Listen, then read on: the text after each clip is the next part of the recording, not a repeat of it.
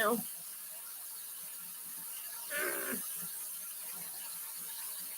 Ow.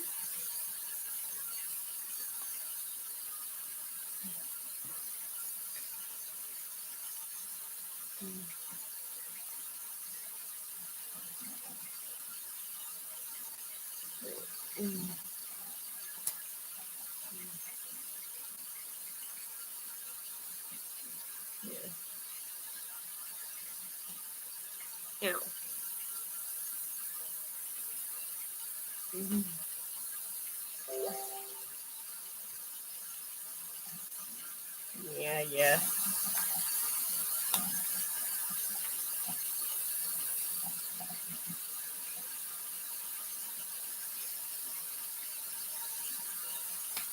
Why do you keep doing that? You guys just keep unsubscribing me from shit. It's not fair.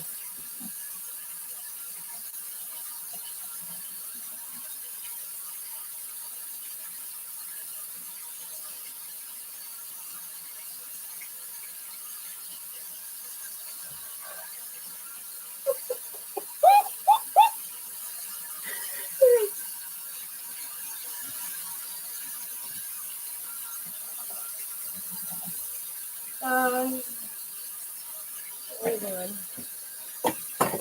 No, come on. I'm 34 and I'll never be able to afford a house. Because you're lazy? No, because houses in my city are $2 million. Well, I know where you can move. A beautiful, magical fairy tale place. Where? Cape Breton Island, where you can buy a house for $200,000. Wow, it's beautiful. When it's not raining, at least. Oh, a lot of rain? Every single damn day of the year. And the temperature? Freezing cold, 14 months out of the year. But there are only 12 months. 2 extra on the island on account of how cold she gets. Chillawary and Frozen. Well, is there lots to do? You like Celtic music? No. You like golf? No. Then the answer is no. Well, at least I'll be close to Halifax if my friends visit. Halifax is a staggered 4.5-hour drive away. Your friends will think you died. Well, geez. I mean, the food must be good. It can't be all seafood and fries, can it? My dear, you're not going to like the answer to that. Really? Every restaurant here is named after an ocean bird, like the rusty seagull or the horny albatross. Well, are the people nice? Nicest people in the world. To your face. Oh, well, I guess I'm moving to Cape Breton then. Yippee, another satisfied customer. By the way, there are sharks here now, too. Sharks? Play the music. Cape Breton, die alone in Cape Breton. That's the jingle for the island? Yes. Okay.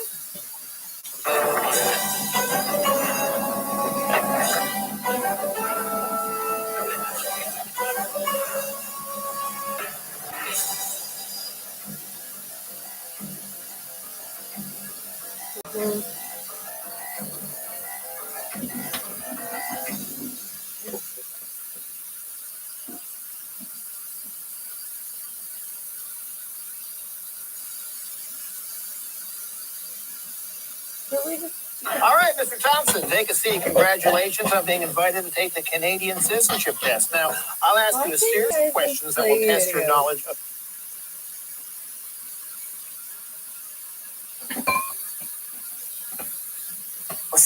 Because you're lazy? No, because houses in my city are $2 million. Well, I know where you can...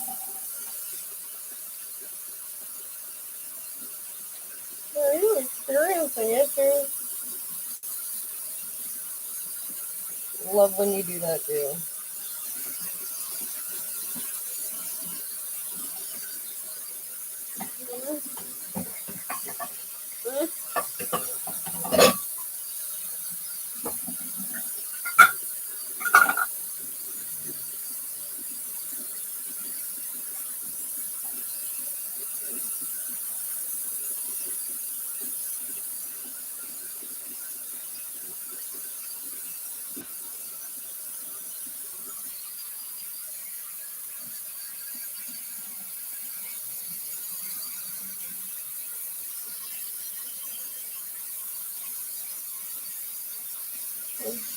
Please don't take.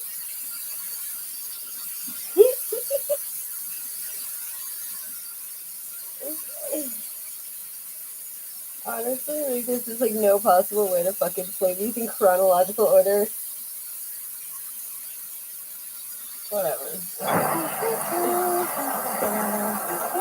Give me your purse. What? Give me your purse. No, please don't take the purse. My vaccine passport's in there. What? My vaccine passport, it's in my purse. But it's like mixed with like a bunch of receipts. But like once I have it, the money's yours. Okay, well, I mean, you could just print out another one. Okay, first of all, print out another one. Like, who owns a printer? Okay, I'm not a Staples. I'm a grown woman with 4 roommates. Okay. I'm a grown Okay, woman when did I with spend 4 $96 a giant typo? Just use your phone. Oh, I can't use my phone. Okay, the app is trash, and I keep losing photos of my vaccine passport in my photo album because I take too many photos of the back of my head. Am I going bald? You're fine. Oh, God. Oh, do you need a DVD? No, lady, you are a mess. Okay, first off, thank you for calling me lady. Okay. Oh, great. I found it, which is good because I want to get drunk later at the keg. Yep. Okay, you can rob me now. Yeah, forget it. Yeah. Can you at least help me clean this up?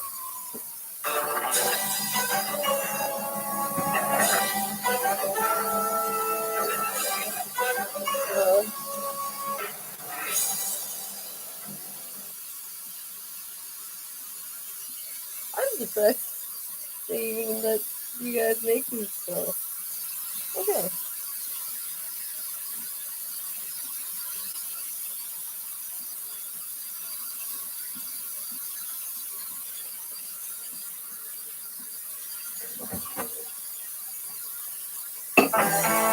From the makers of the highly anticipated Get Back comes another feature-length documentary, The Beatles. You know? Hear the stories behind their greatest songs the way only they can tell them. One day, I was just sort of da-dum, da-dum. And then John was all, woo-hoo. And I mean, it's the Beatles, you know. Hear from their most famous fans. It's the Beatles. Yeah. I mean, Of course, in the beginning, I was more bum, bum, bum, bum, bum. But then George said, have you tried bap-titty, bap-titty, bap-titty? And I said, well, because that's the Beatles, you know. see why they were beloved by fans and critics. It's the Beatles, you know? Anyway, I'm gonna go. I had like literally 15 seconds booked for this.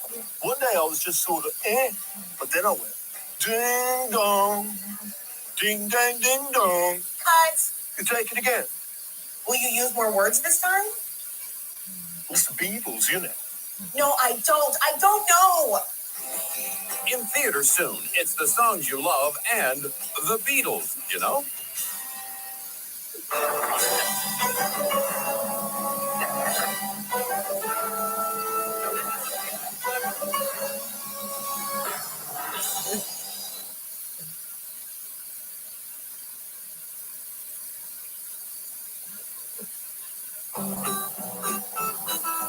Land crossing is finally open.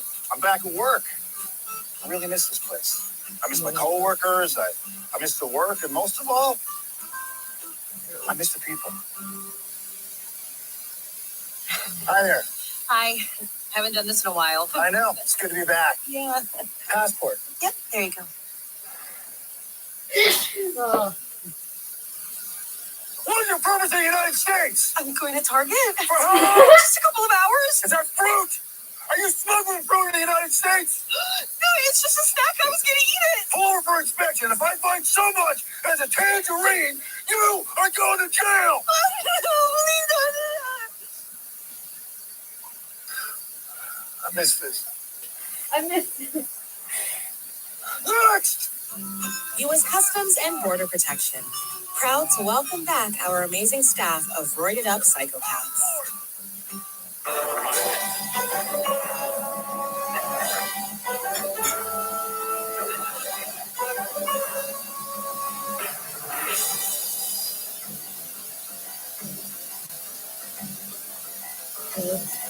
Goddamn.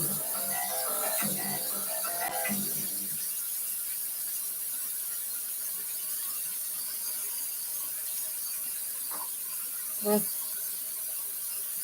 like my children like I like my coffee, not made by me. Oh my god, how did Back you in guys 2020, fucking CBC put News this out? predicted a pandemic baby boom. Because apparently news pundit thought being locked down with your partner in a tiny apartment, bathing in hand sanitizer during a high-stress global catastrophe sounded super hot. But none of that came true, proving Canadians don't get their sex tips from Ian Hannah-Mansing. In fact, StatsCan says we're in a baby bust, which means Canadians are having fewer kids thanks to economic insecurity, job loss, and for some of us, seeing children and being like, ew. Full disclosure, I am not just a redheaded cast member who shows up every week in a new blazer. I'm also 35, divorced, childless, and addicted to blazers, and I am beyond okay with all of it. I like my children like I like my coffee, not made by me. And I've been told having kids is truly one of the most fulfilling things you can do in life. But to that I say, have you ever spent your savings on an impromptu trip or quit a job without a backup plan or destroyed a large pizza by yourself with a cold glass of wine and no pants? Because those are also the most fulfilling things, and you can't do any of that with kids. Thank you. Am I sad about missing out on the miracle of childbirth? Not really. Because I can always experience the blessing of a hernia or the honor of kidney stones. And am I hating on people for having kids? No. Just don't make me feel bad about not having them. There's room for everyone. I mean, there's not room for everyone to have babies. I mean, we've all been to Costco on a Saturday. So we know the last thing the world needs is more people.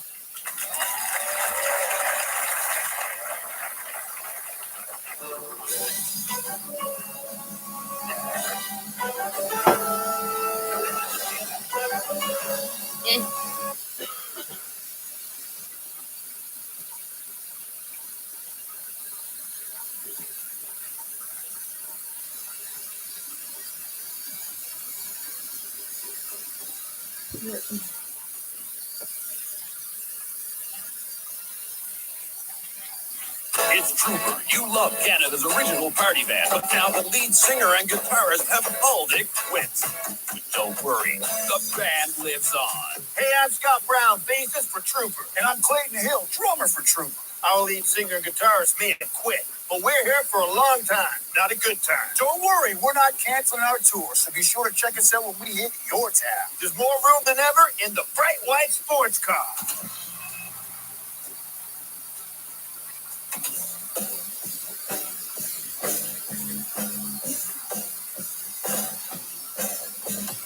La, da, da, da. La, da, da, da, da. La, da, da, da. La, da, da, da, da.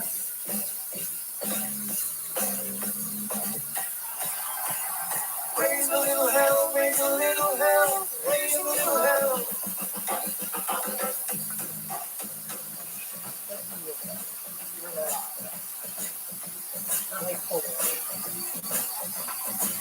It's the same original Trooper you love with all the bass, drums, and harmony vocals you've come to expect. That's perfect.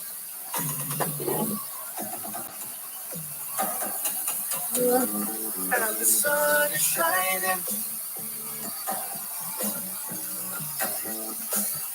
And remember, we own the rights to the Trooper name now, so we are technically Trooper, so you can't get a refund. Just saying.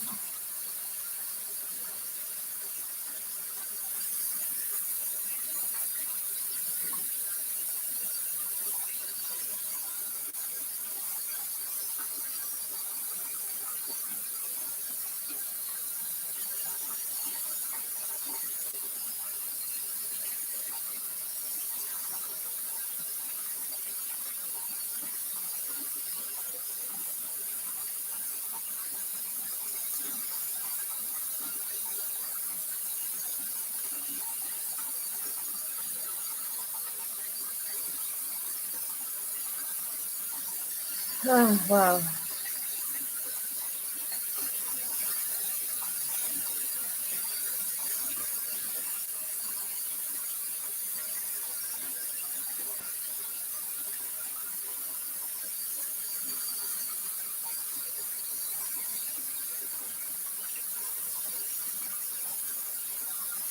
No? Inside, nothing.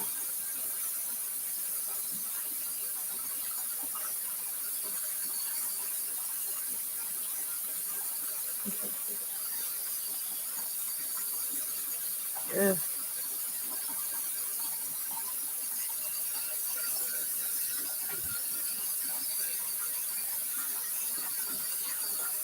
Ever wish those holiday family dinners would go a bit more smoothly?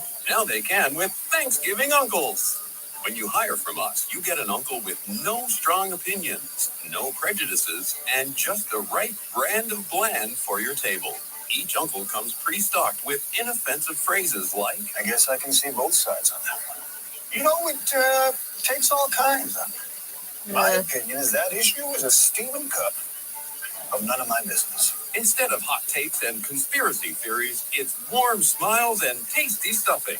So what do we think about all this immigration? Immigration? I'd say that's folks going from one country to another. Boy, howdy. Order now, and as a bonus, your new uncle will respond and change the subject in the blink of an eye. Me, I don't really follow politics. Peloton is proud to announce we Mary, have these mashed potatoes are absolutely criminal. You guys have tried the mashed potatoes, huh? Yeah. That's it. Look. Why are you fucking retarded? Yes.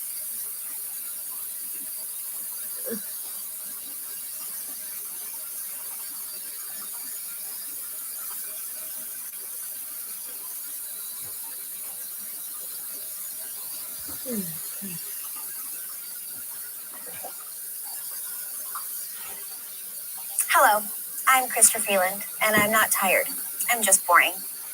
Today, the government is honored to announce we will raise the flags that have been at half-mast since the discoveries at the residential schools in May in order to lower them for Remembrance Day. Any questions or congratulations?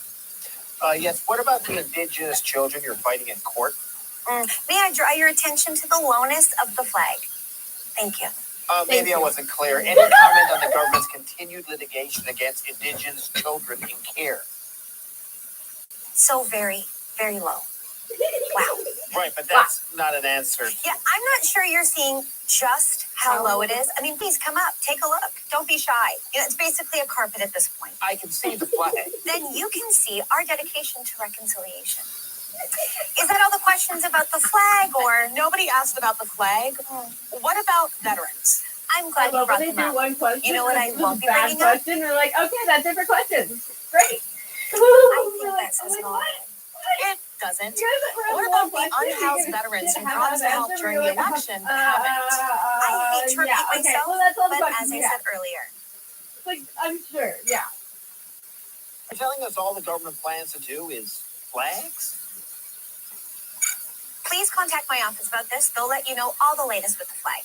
We've even got a live webcam so you can check in on it to know just how sorry we are at any given moment. But I'm afraid I am late to court. I have to go fight a traffic ticket. A traffic. Yes, a traffic ticket.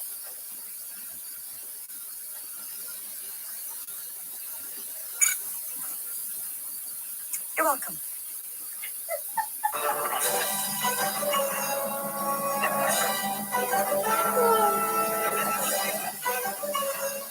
I don't think you guys understand how low the flag really is. It's basically a flag. Yeah, we just realized.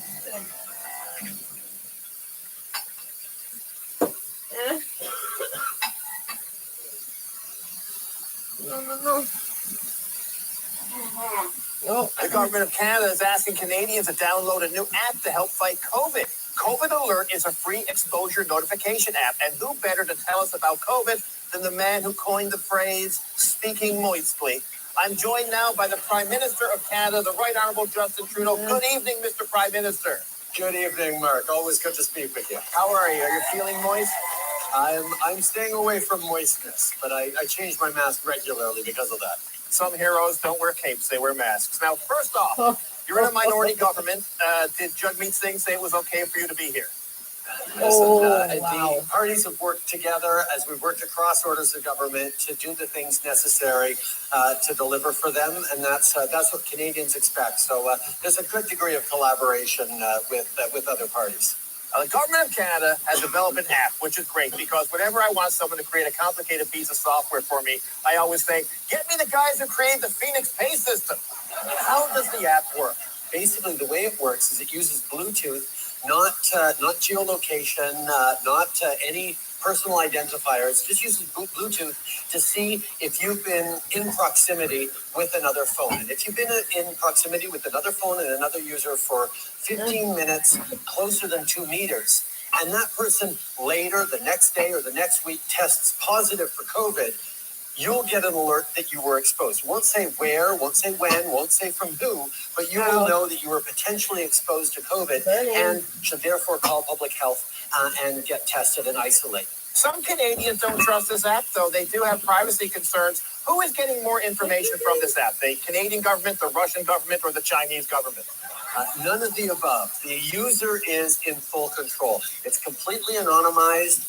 There are no identifiers, and you decide if you download it, you decide if you use it, you decide if you call public health when you get a notification. Obviously, we encourage people to, but there are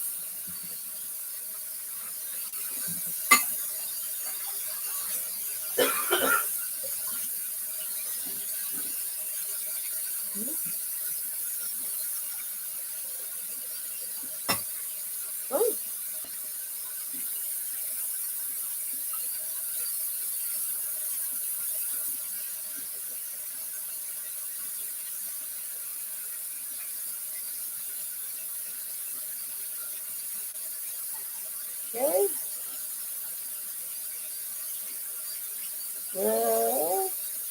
See?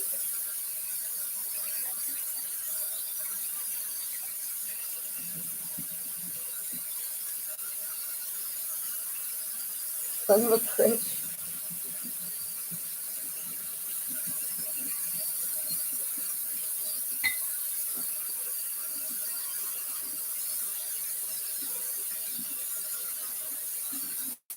Dude, what the fuck?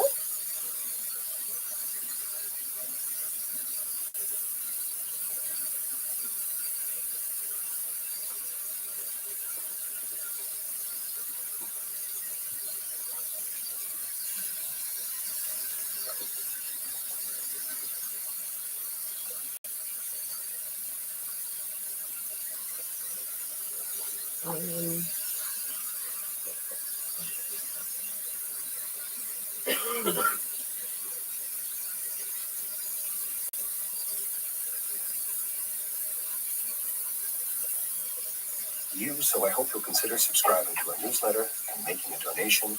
We can't do this without you.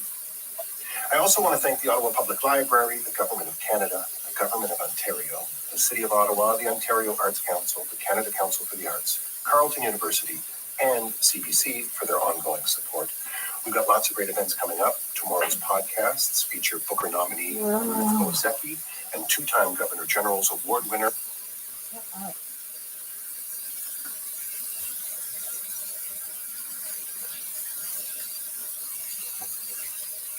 If you had to be beaten or you had to listen to people being tortured, I know this is a terrible question, but it speaks to the intensity of listening to people being tortured. Which of those was more torturous? listening. Absolutely, no question asked. Why? Because when they start beating me, okay, a lot of anxiety and a lot of inside pain goes away because my body is weakened. And the problem is to have like strong body and destroyed soul. Because somehow the soul and body has to be balanced out. So if you threaten me, and then you put me in a situation, especially if you have power over me, put me in a situation that is so painful. And I'm eating myself from inside. But when you beat me and then you cause me pain, and that pain, this is horrible to say, but it's good for me to, because it weakens my the sharpness of my mind to process the perceived pain that I may be receiving.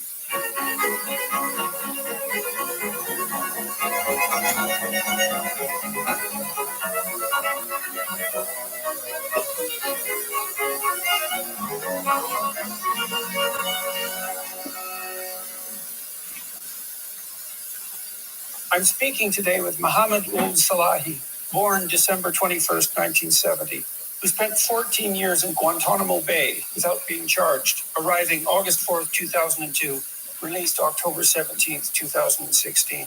He wrote a memoir in 2015 while still imprisoned. The U.S. government declassified it in 2012 with numerous redactions. It was the first work by a still imprisoned Guantanamo detainee. Published in 2015, became an international bestseller.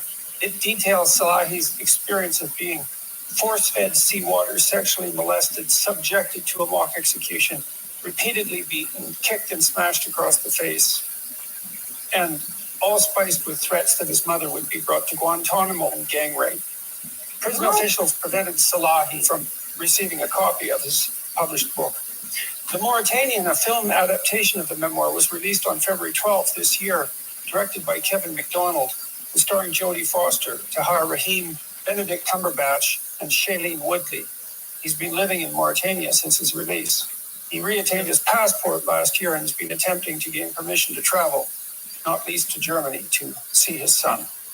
Thank you so much for inviting me today in your program. And I feel truly honored to talk to you and to your audience. My name is Mohammed Salahi. I come from Mauritania. I was born in the south. My father was a camel herder.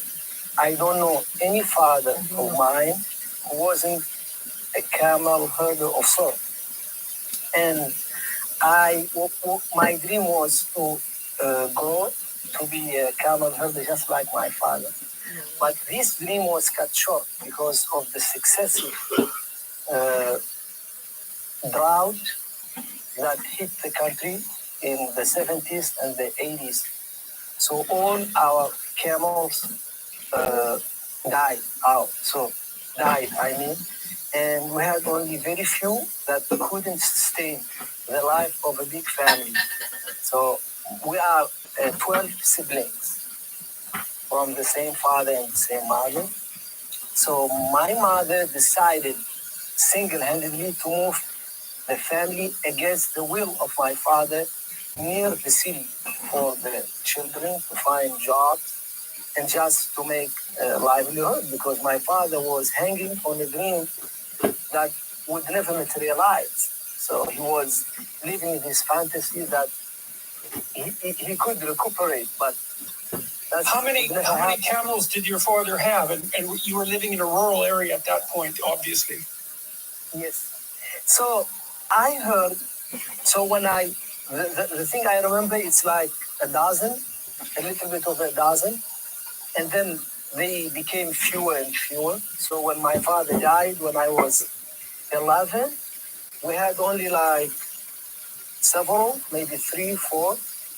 And how did you survive? I mean, how is it possible for a family of that size to survive with that limited supply of livestock? What else was the family doing in order to keep everything together? So my mother decided that the kids need to abandon this lifestyle and find jobs in the cities. So my oldest brother went to Senegal, across the border. We were just at the border, southern border, to Senegal. And I was 7 at that time. This was 78. And then the other kids found a job at bakeries and just to make ends meet. So we have the same plate, so we all contribute. They couldn't find a job for me because I was very weak and very small. And then the second best thing, they sent me to school. And it was by accident, and I didn't have a birth certificate. So we went to the school, the principal said, he doesn't have a birth certificate, but I accept him. and I wanted to give me birth certificate. That's why you see my birth certificate has different like birth dates. Sometimes no birth date, sometimes 31st, sometimes 21st, sometimes 1-1. So anyway, and then I fell in love with school because I just loved it. And I remember this very hot day, very hot. When we say hot in Mauritania, it's really hot. And the school was, I just went the other day and I measured the distance. It was about 2 kilometers. That is over 1 mile. And I used to walk this distance back and forth twice a day because we have the morning class from 8 to 12 and the afternoon class from 3 to 5. So meaning I walk every day at least 8 kilometers, about 6 miles every day. And have to be like 80. And I didn't have shoes. And I remember running, and then my feet burned. So doing it because of 5 feet. No.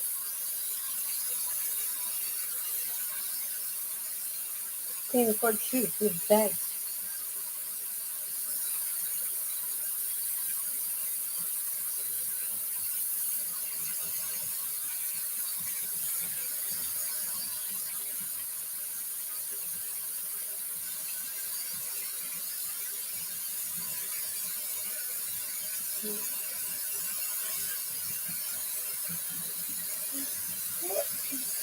So what do you think are the fundamental issues that face Canadians at the moment? What you Well, said the country is in trouble in some ways.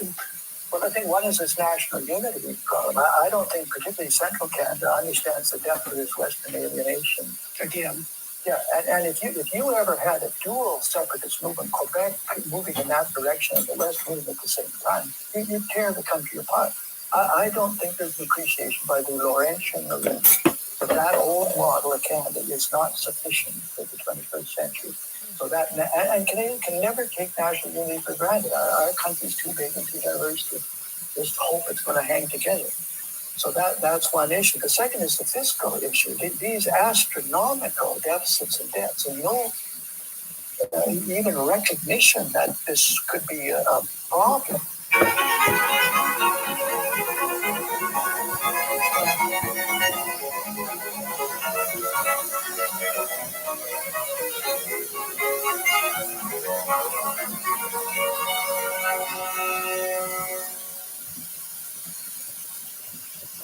Hello, everyone. I'm pleased to be talking today with Mr. Preston Manning, PCCCAOE. He's the founder of the Manning Foundation for Democratic Education and the Manning Center for Building Democracy, which seek to strengthen the knowledge, skills, principles, and ethical foundations of participants in Canada's political processes. Born in 1942, Preston Manning is the second son of longtime Alberta Premier Ernest C. Manning, who was also a prominent Christian layman and broadcaster. Growing up in a household which was both political and evangelical, he became intimately familiar with the political and religious experience of Western Canada. He has written and spoken extensively on navigating the faith-political interface.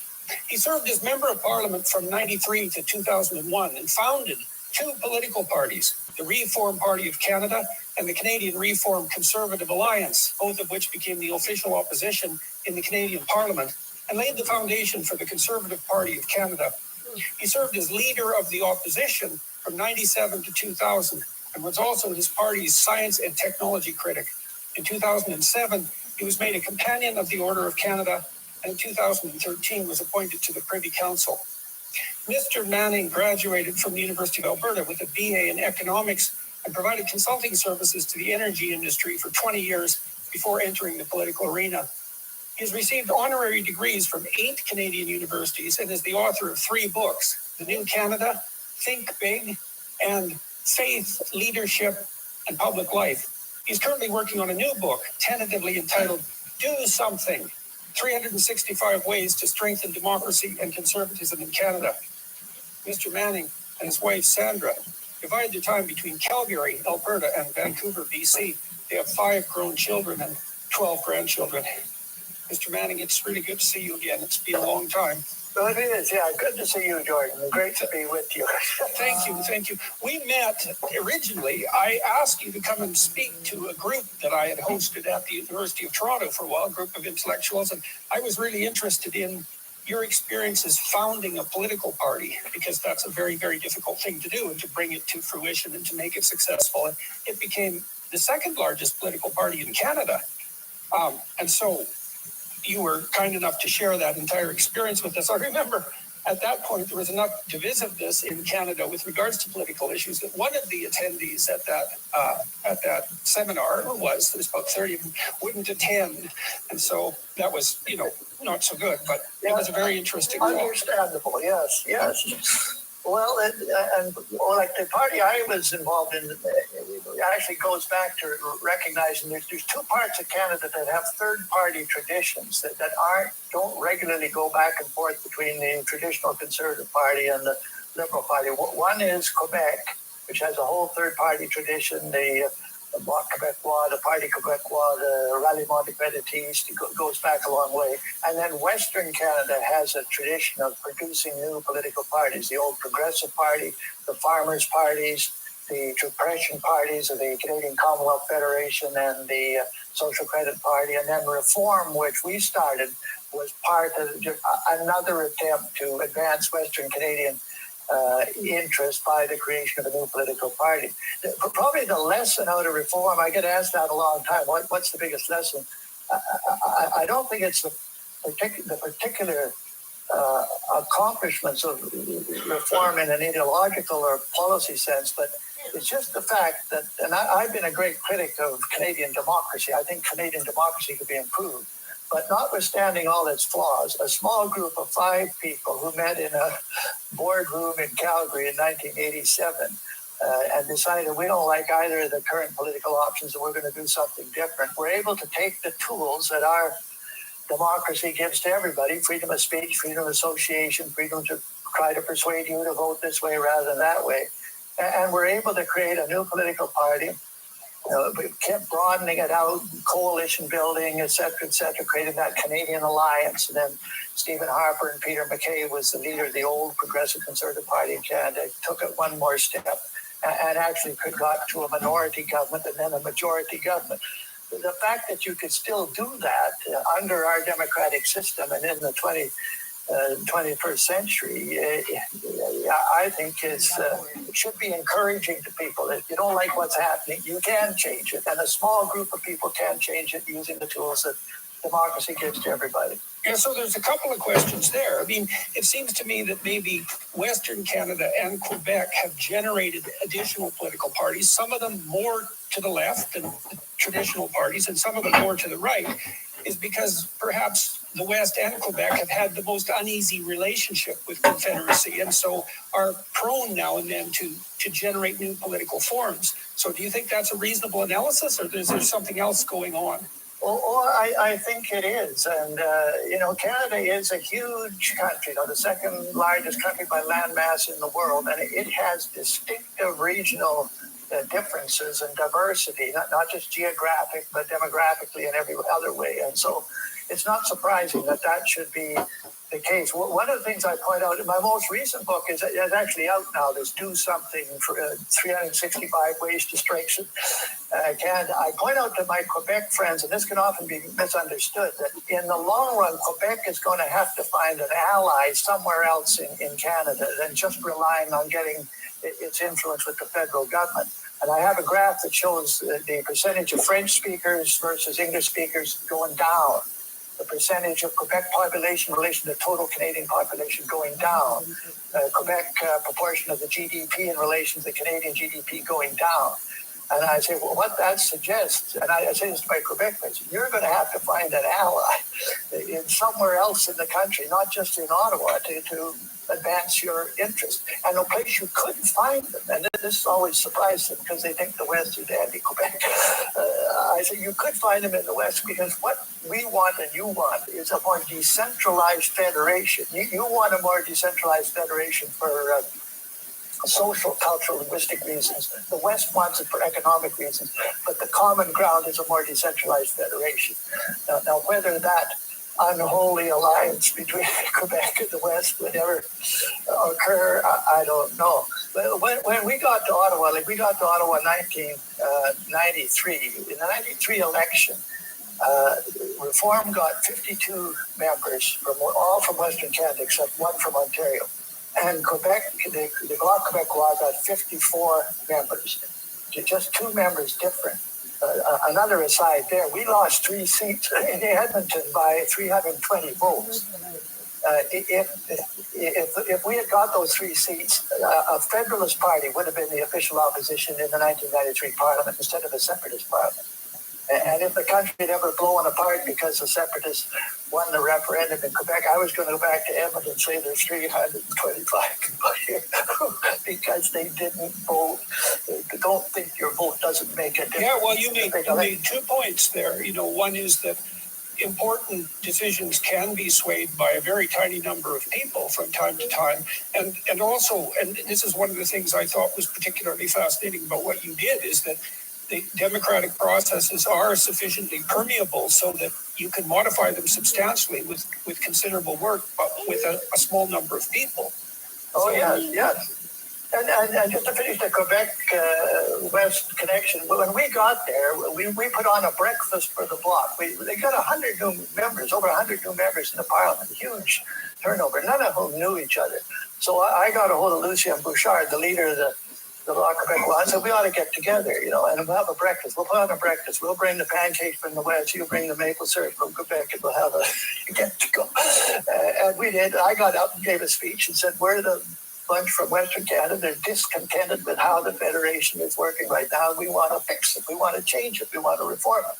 And Lucien got up and said, we're a bunch from Quebec who are not happy with Confederation, and we want to get out. And that's where we ended up.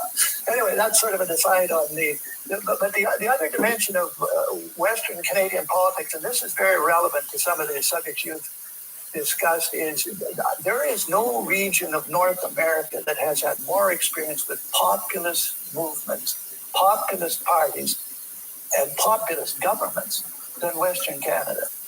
And there's a lot of lessons to be learned from that. The old Progressive Party, which was like the Progressives in the United States in some respect, was basically a Western-based bottom-up, not top-down party.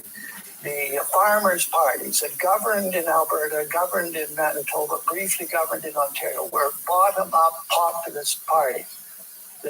Both the Depression parties, the CCF, the Socialist Party, was a bottom-up party. Social Credit in Alberta was a bottom-up party.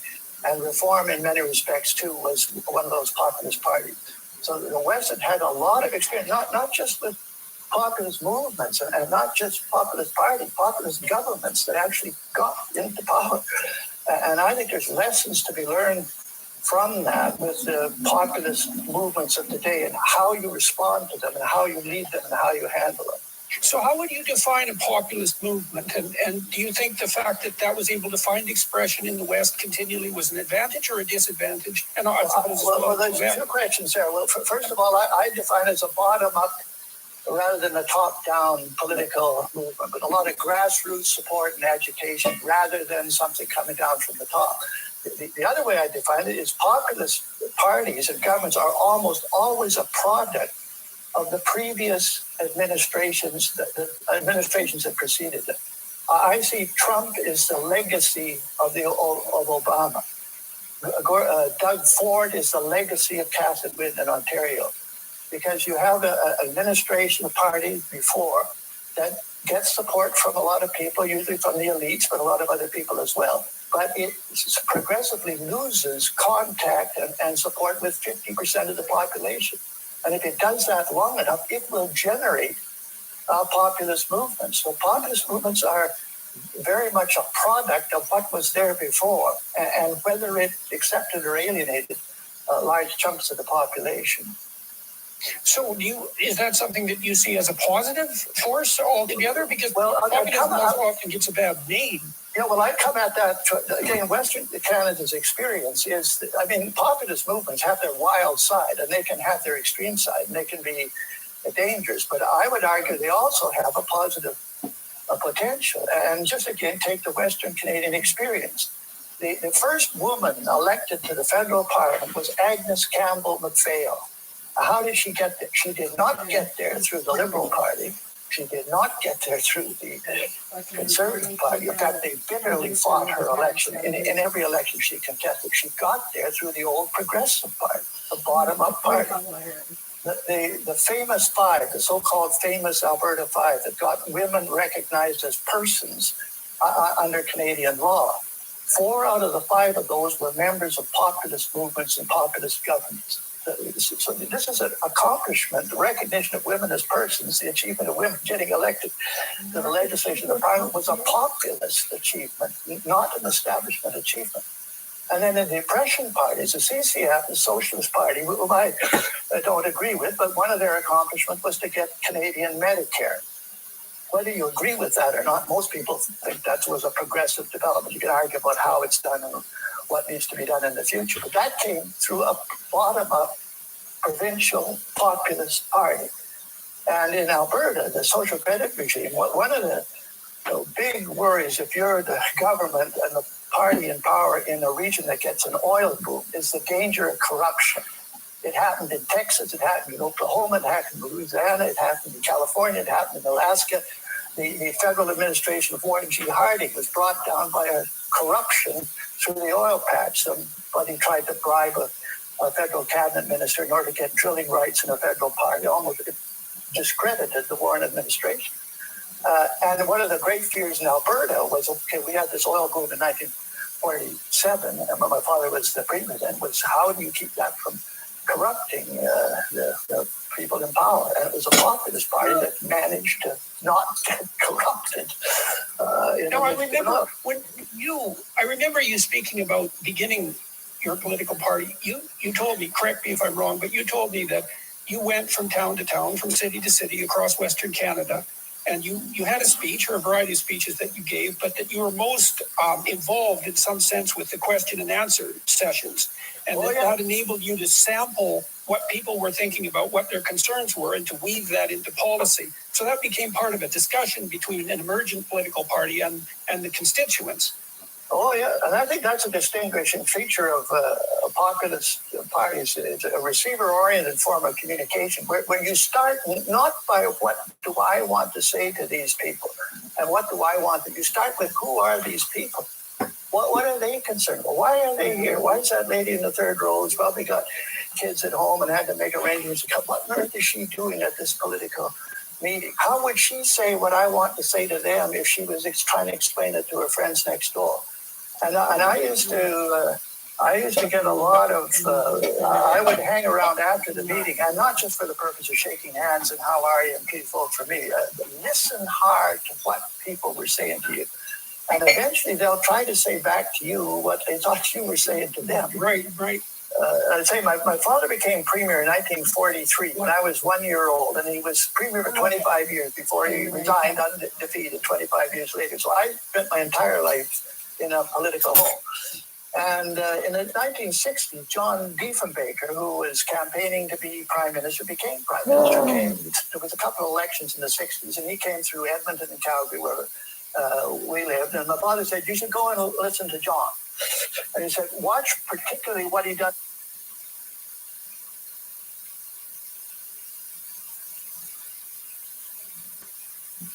Yeah. No. What?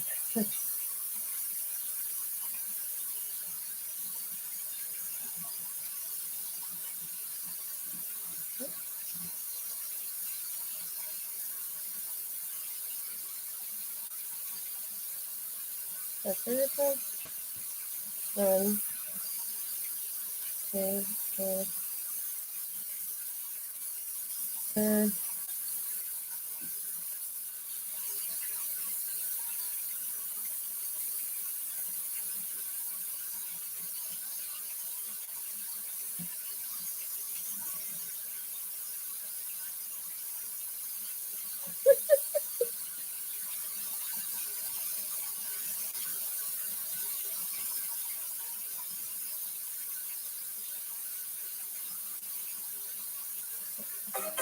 Peloton is proud to announce we have partnered with Sir Elton John to bring you a new featured artist class. But that's not all. Sir Elton is the instructor as well. Hello, I'm Sir Elton John. And if you're wondering where your next great workout is coming from, let me just say, the bitch is back. I remember when rock was young. Me and Susie had so much fun, holding hands and skimming snow. I better slow down now. It's time to go slow. Whew. That was one heck of a great workout. We better cool down. Cool down? We just started. It's the kind of workout you can only get from a 74-year-old celebrity who even sits down to play his instrument. Can you feel the burn tonight? It is in my arms. Oh, God. No. No. Come on. All right, Mr. Thompson, take...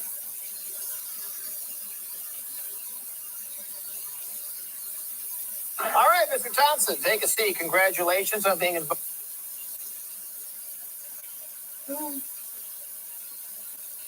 It's Trooper. You love Canada's original party band, but now the lead singer and guitarist have called it quits.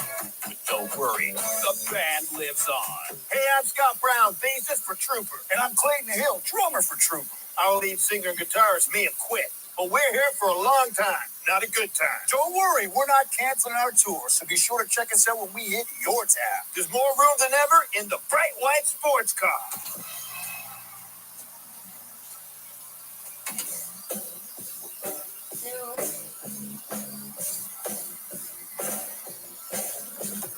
La da da da, la da da da da.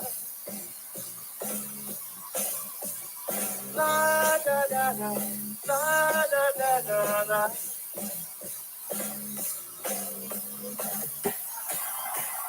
Raise a little hell, raise a little hell, raise a little hell.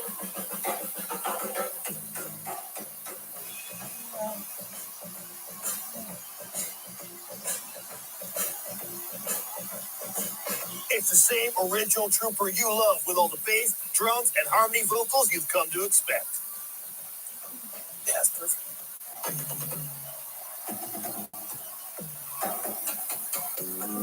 And the sun is shining. And remember, we own the rights to the Trooper name now, so we are technically Trooper, so you can't get a refund. Just saying.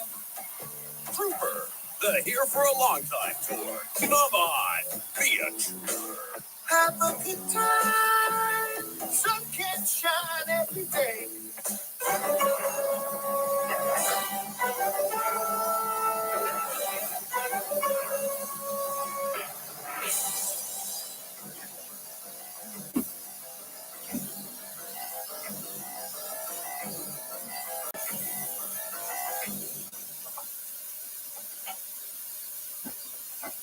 All right, Mr. Thompson, take a seat. Congratulations on being invited to take the Canadian citizenship test. Now, I'll ask you a series of questions that will test your knowledge of Canada. Are you ready to begin? Whenever you are. Correct. You're off to a great start. Great. What are the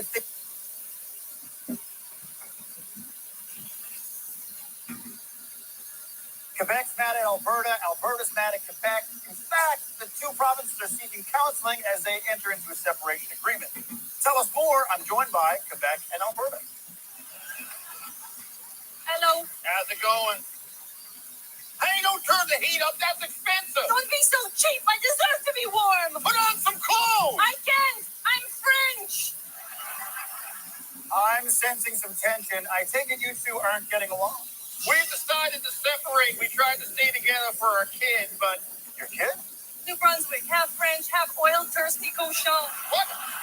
What's that word mean? Oh, you think you could learn my language? We've only been together for 150 years. I want to separate. Oh, no, you don't. I want to separate.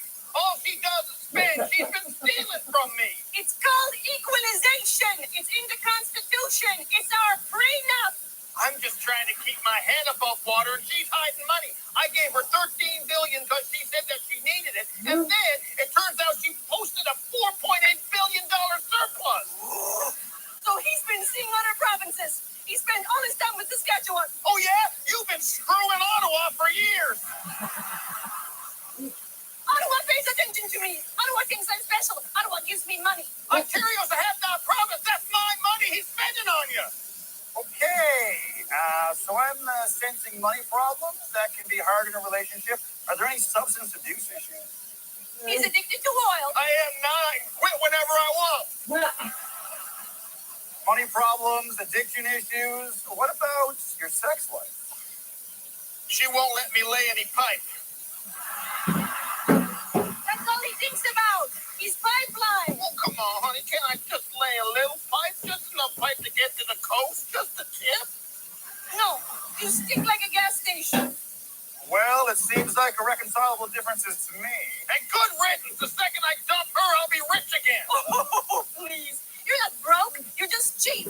If you implemented a 5% sales tax, you would make another $5 billion a year. Oh, that's your answer? I should just go tax myself? Well, you might as well go tax yourself because you won't be laying any pipe here tonight.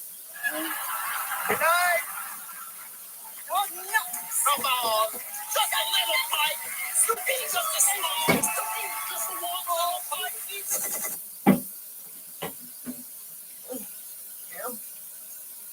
Canadian news outlets always get so excited when winter weather hits. This week they had multiple snowgasms. Newfoundland braces for a blizzard 70 centimeters as the west coast digs out and the prairies freeze. It's always the same coverage every winter. I even have the news clips memorized. Okay. There's a reporter freezing her arse off. It's a guy smashing his frozen pants against the wall.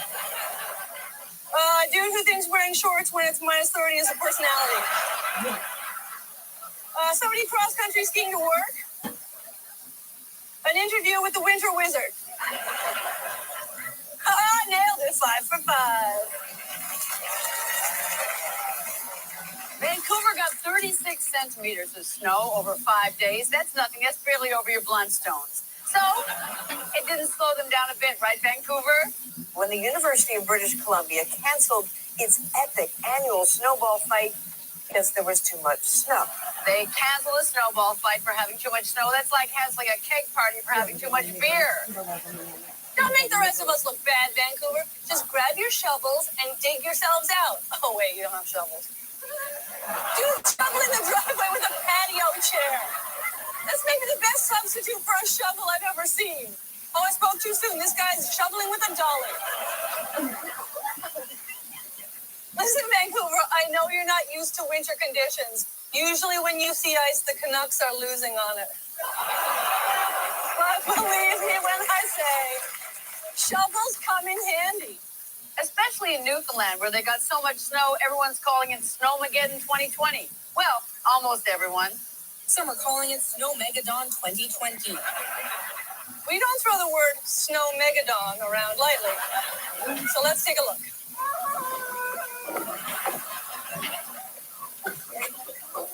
Of the Weather Network. Oh no. Okay. Are you okay? Will be down. Oh my God. They got 76 centimeters of snow in St. John's. That's 2.5 feet, or to Newfoundlanders, 3.5 saltpeat buckets. Just how bad was the storm? Let's take a look at the satellite map. Newfoundland's just gone. But don't worry, they found it. Way over next to Greenland. But now life is getting back to normal with businesses reopening, so people can pick up necessities.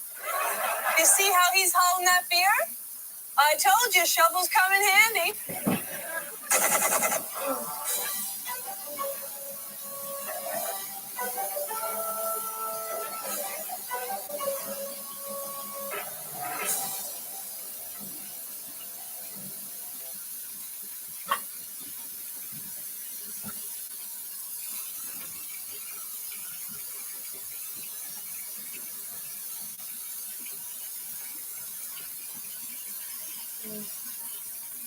It's so funny.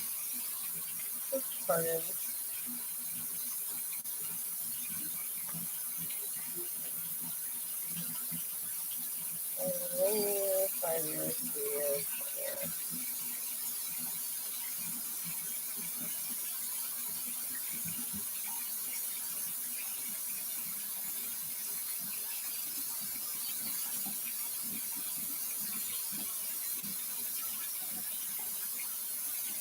Really?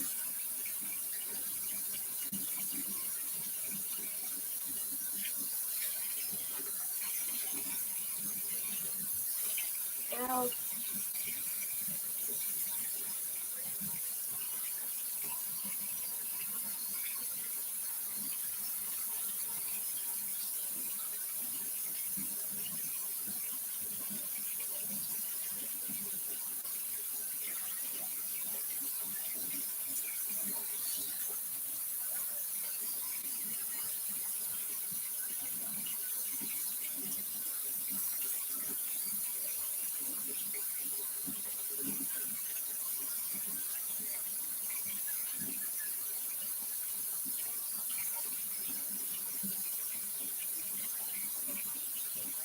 this is extending. So fascinating, blah, blah, blah.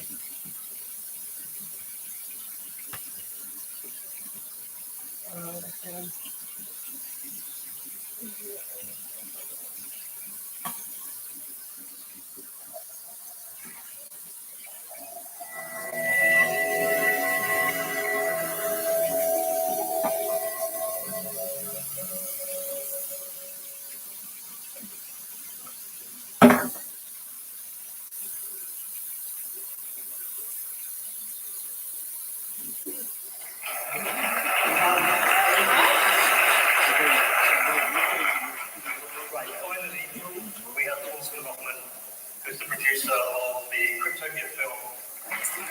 Thanks, Peter. 5 years ago, I made a film about the history of money, banking, and Bitcoin. Buckle up, we said. It's gonna be a bumpy ride. And now, some of the big brains and big egos who championed cryptocurrency claim they are building a crypto utopia. Magical things will happen.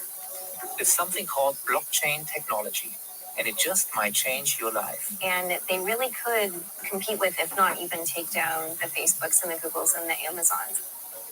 My name is Thorsten Hoffman, and I'm going to put some of these claims to the test. Some critics say you kind of hurt the community. What's your response to that? This innovation has enabled a lot of criminals and scammers. But basically, looking at it now, you lied to us. Forget all the hype. We'll explore the true potential of this new invention. See who is already using it. Making it really easy and simple for people to own a piece of a solar farm or a wind farm. And go deep into a secret bunker that holds billions in Bitcoin. We cannot talk too much about it because it's pretty secret what is down there, right? If Bitcoin succeeds, it will be at least $1 million per coin. We'll learn lessons from the past and meet those building the future. But there are those who want to kill it. Join with me in introducing a bill to outlaw cryptocurrency so that we nip this in the bud. Control it. Next year, people are going to start saying that we have hundreds of patents and everything changes.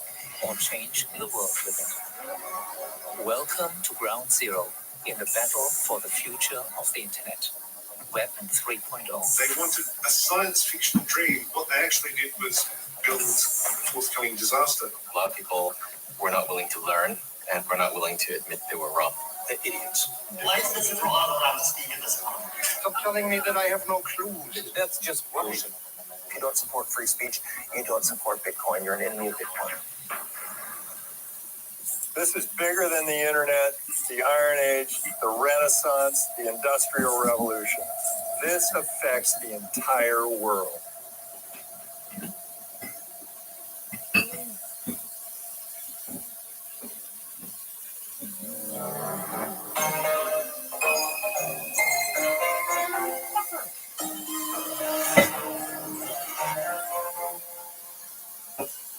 For years and years, I've been researching blockchain technology, cryptocurrencies, the market booms and busts, and many have asked me to explain Bitcoin to them, but I think this is why it's so difficult. Cryptocurrencies.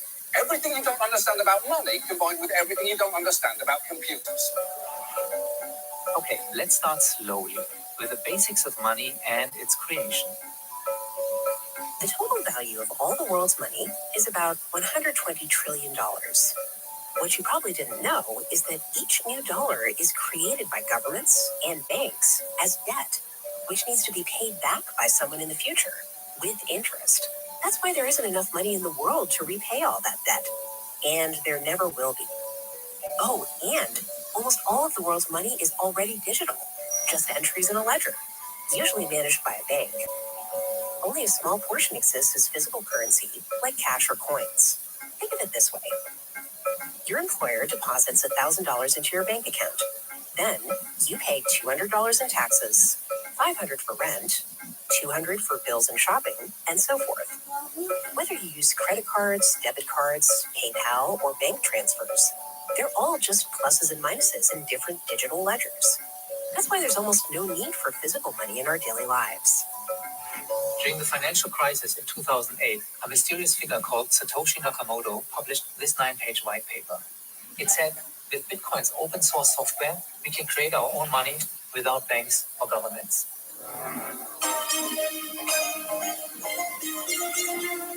This new nerd money, called cryptocurrency, is created and stored in computers.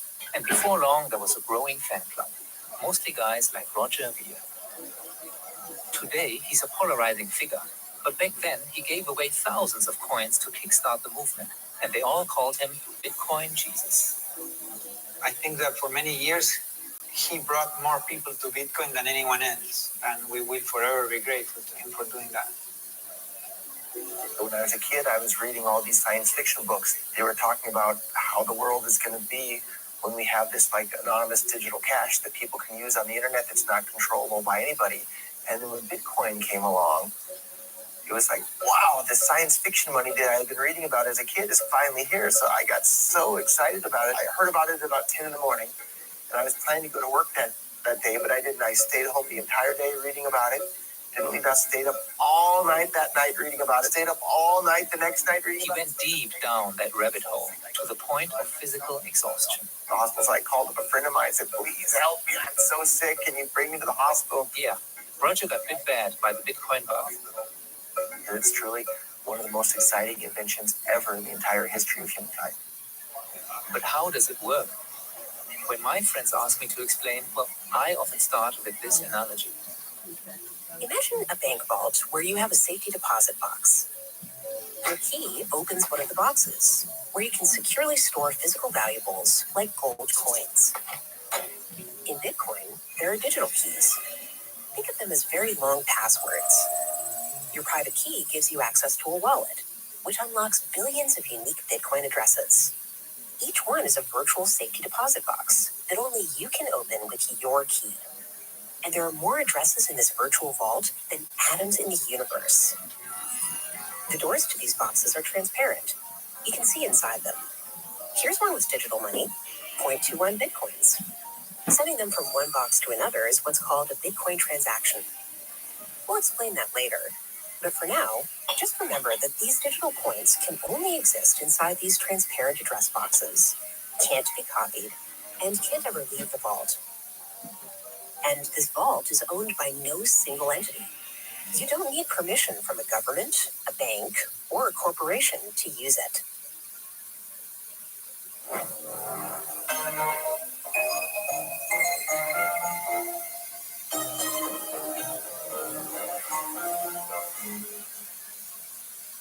For most early adopters of Bitcoin, it was all about global peer-to-peer electronic cash. Room 77 in Berlin was one of the very first businesses to accept Bitcoins as payment for physical things, beers and burgers. Back in 2011, there were no mobile wallets, right? So you had to go there, bring your laptop, type this long address, risk losing the money if you didn't type it correctly. So the first guy who built a mobile wallet was some guy in Berlin who built it in order to buy his beer with his phone instead of his computer. Wir akzeptieren keine Kreditkarten. Okay, was ist dein Problem mit Kreditkarten? Mein Problem mit Kreditkarten ist, dass es mich als Merchant 3% Gebühren kostet, dass ich 180 Tage bangen muss, dass man mir mein Geld nicht wieder zurückholt.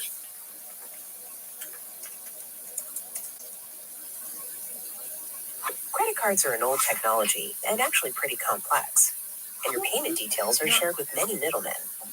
Each of these parties are also taking a cut of the action, which is built into the price of nearly everything you buy. If you purchase something internationally, double the number of middlemen and triple the fees. Credit cards handle almost $20 trillion in transactions per year. Early Bitcoin adopters like Room 77 avoided paying credit card fees. But Jörg's real beef was with the bankers who collect them. Was hast du für ein Problem mit Banken? Das Problem, was ich mit Banken habe, ist, dass wir es in unserer Gesellschaft geschafft haben, mit den Banken eine unverhaftbare Kaste, eine nicht ins Gefängnis steckbare Verbrechersyndikate aufzubauen, die too big to fail, too big to jail.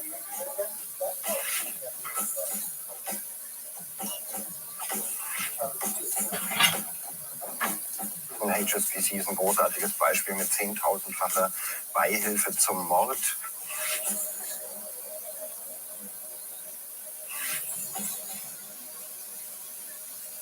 Da musste nicht mal jemand vor Gericht gehen, weil der oberste Staatsanwalt der USA klargestellt hat, können wir nicht machen, bricht die Wirtschaft zusammen.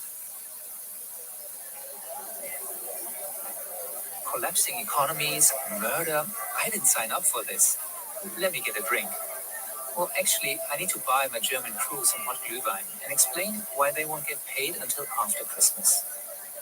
You see, transferring money from Australia, where I live, to Germany can take several days. It will cost $30 plus exchange fees, just for updating numbers in digital ledgers.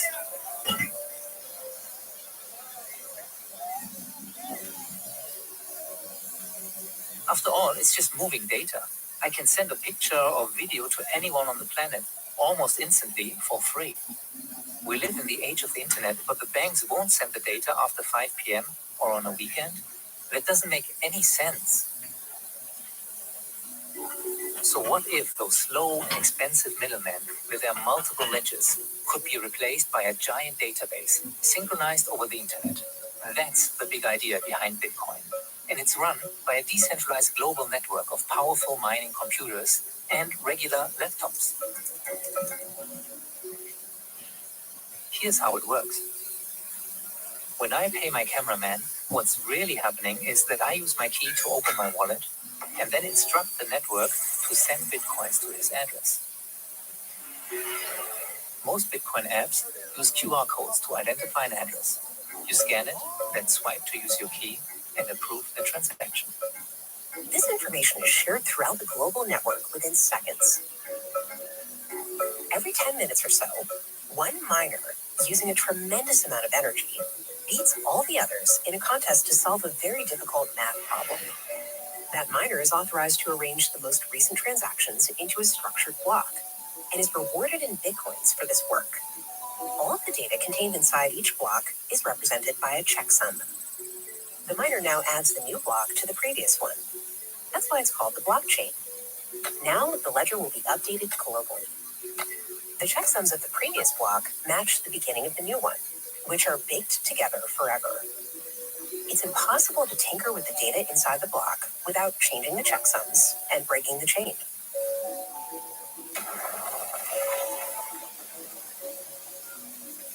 This immutability is the first rule of Bitcoin. It means no one can ever change what was once recorded in the blockchain or spend the same coin twice. That's also called censorship resistance, and it's critical to Bitcoin being used as real money.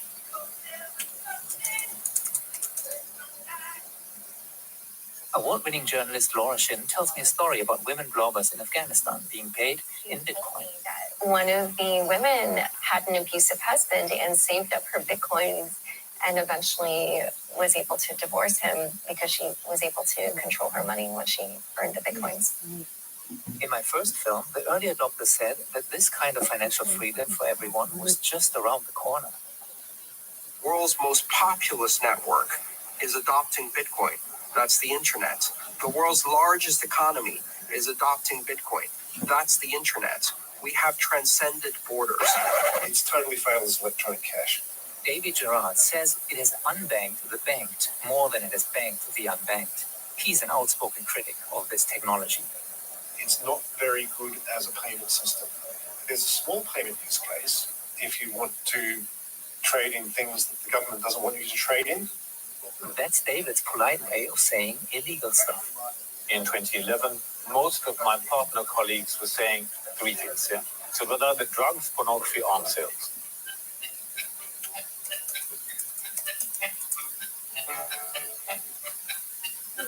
The Silk Road was a black market on the dark web, where buyers and sellers used bitcoins to fly under the radar of the authorities. It had 1 million users until the FBI showed up and shut it down. They caught this guy for running it and confiscated the coins held in escrow by snatching his computer. And then they locked him away for life. Seems like a pretty straightforward case of law enforcement doing their job, but in crypto, not everybody sees it that way. People have the absolute right to put whatever they want in their own bodies because their bodies belong to them. That makes Ross Ulbricht and the users of the Silk Road heroes, not criminal lawbreakers in a bad sense. They were criminal lawbreakers in a good sense, the same way that Harriet Tubman or Rosa Parks or Thomas Jefferson or George Washington were. No doubt, cryptocurrencies can be a tool for criminal activity, but so are dollar bills or the banking system. And let's not forget, the blockchain is a public ledger. It's actually been quite useful for uncovering crimes. A former federal prosecutor named Catherine Hahn, she was the one who discovered that there were a couple federal agents that were pilfering the bitcoins that the government had obtained from the Silk Road case for their own gain. And what was interesting was she got a tip that there might be one agent that was doing this, but from looking at the movements on the blockchain itself, she realized that there were two people. The prosecutor could see those bitcoins being moved, and when the dirty cops tried to sell them for dollars, they got busted.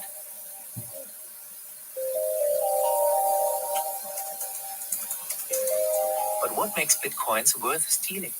Why do they have value at all?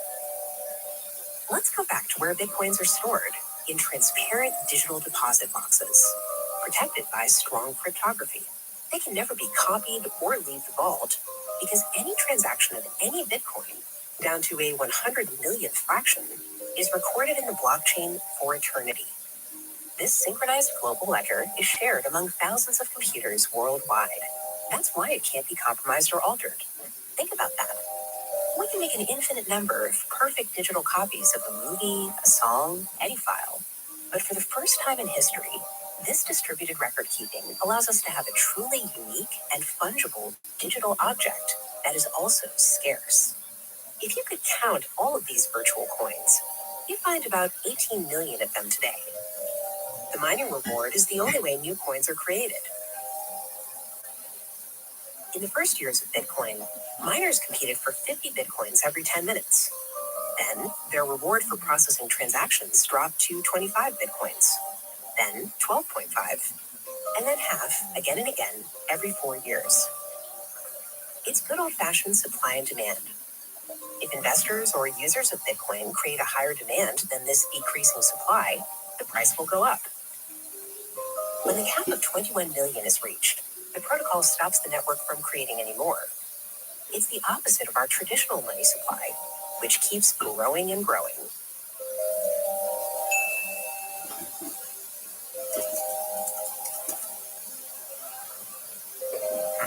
An unlimited amount of dollars versus a very limited supply of bitcoins. You do the math.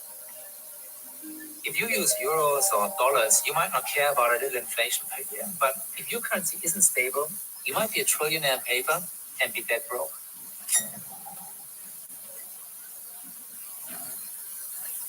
I grew up in Patagonia, in the southern part of Argentina. My parents are sheep ranchers there.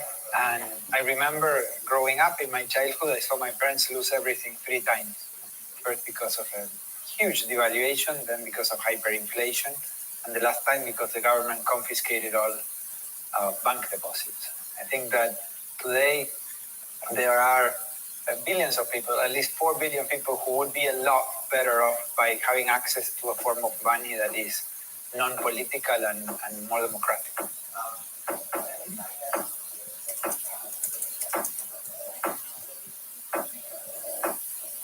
We think of finance, we think of banking, we think of money in terms of the experience and perspective of a Western European or developed nation person. And that is really just 1.5 billion people who have a very privileged financial life. What about the other 6 billion? every single country that is free has essentially a legal status for cryptocurrencies that is very open and permissive, and every single country that is unfree has restrictive or banned cryptocurrency status.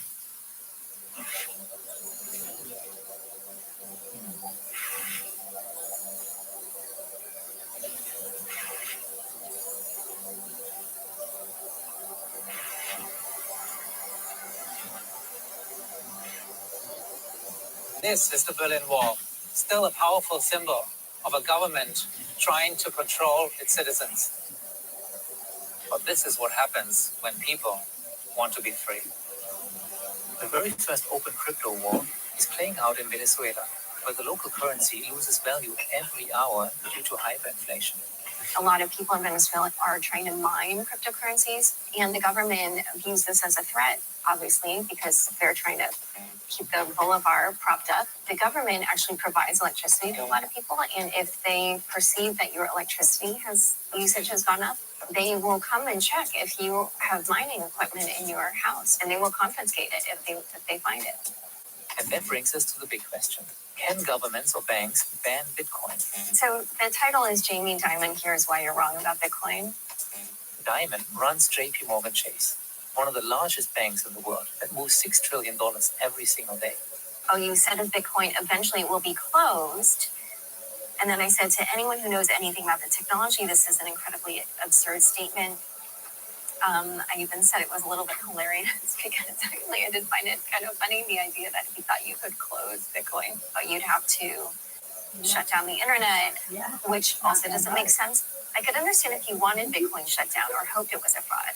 I mean, if I were you, and if I really understood the disruption crypto assets could bring to financial services, I'd be very scared. And I think whatever Jamie Dimon says or thinks about Bitcoin is as relevant as whatever the Postmaster General thought or said about email. Who cares? Then I wrote, sincerely, Laura Shin. But some politicians still think they can stop open source software. I look for colleagues to join with me in introducing a bill to outlaw cryptocurrency purchases by Americans so that we nip this in the bud, in part because not an awful lot of our international power comes from the fact that the dollar is the standard unit of international finance and transactions. Clearing through the New York Fed is critical for major oil and other transactions. And it is the announced purpose of the supporters of cryptocurrency to take that power away from us. Cryptocurrency represents a litmus test for governments. It reveals how much your government believes in the fundamental freedoms and human rights. Because if they don't trust their own citizens to have control over their own money, that says a lot about the governments. There's very little about cryptocurrency. You see, the reason why some governments and most banks are threatened by this technology is simple. Your private key and your wallet can replace your bank account. The network is run by software, and its currency is made and maintained by computing power and electricity. It can't be manipulated by central bankers, Wall Street lobbyists, or politicians. But with new freedom comes new responsibility. Simple rule. If you control the keys, it's your Bitcoin. If you don't control the keys, it's not your Bitcoin. Your keys, your Bitcoin. Not your keys, not your Bitcoin. Your keys, your Bitcoin. Not your keys, not your Bitcoin. Got that? If you lose your key, you will never be able to access your coins again. And if someone hacks your computer where you store those passwords, your coins will be stolen in a second. And remember how Wences' family had their money stolen by their own government? Well, maybe that's why he built the Fort Knox of Bitcoin security, Zeppo. Most of our 7 million customers are in emerging markets. In countries where there's problems with the currency, we have explosions in activity, like Venezuela right now, Turkey. And we developed this system of vaults where we have 5 private keys for each one of our Bitcoin addresses. We keep those private keys in an offline server that has never been online, will never be online. It's inside the vault. The vault is inside a bunker, usually deep underground. Our main one is in Switzerland in a decommissioned military bunker. I just had to see it for myself, even though it took months for us to get cleared for a tour.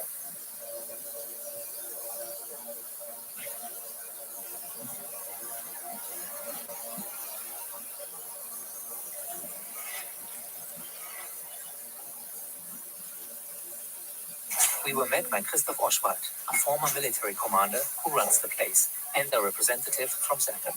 Christoph said the guards would rather shoot us than show us around.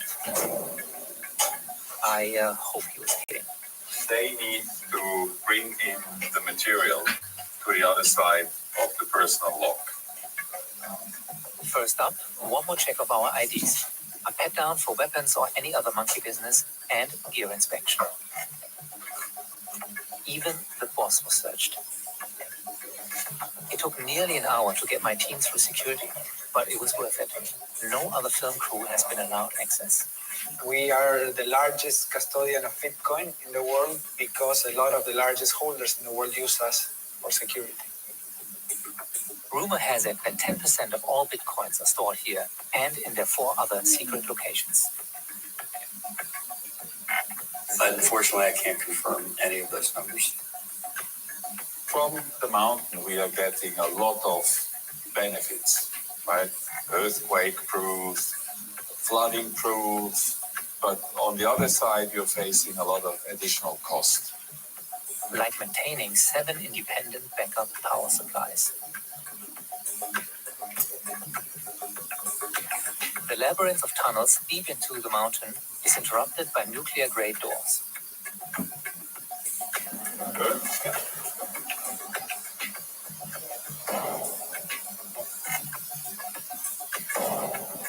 It's a level of security applied to all of the data Christoph protects here, not just for Zappel. And we cannot talk too much about it because it's pretty secret what is down there, right? Are we allowed to film there? No. There were doors that remained shut and security measures we weren't allowed to see. And some of those checks may be biometric, including the eye and a fingerprint scan. And the fingerprint scanner also makes sure that you are alive, so that you didn't cut someone's finger and you're just using it to open a gate. Yeah, so you must have a pulse.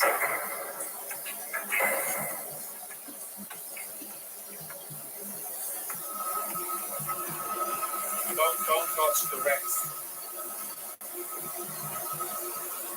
These aren't Zappel's actual servers, but if you've ever wondered what cryptocurrency thieves dream about, it's sitting somewhere down here, unplugged from the internet.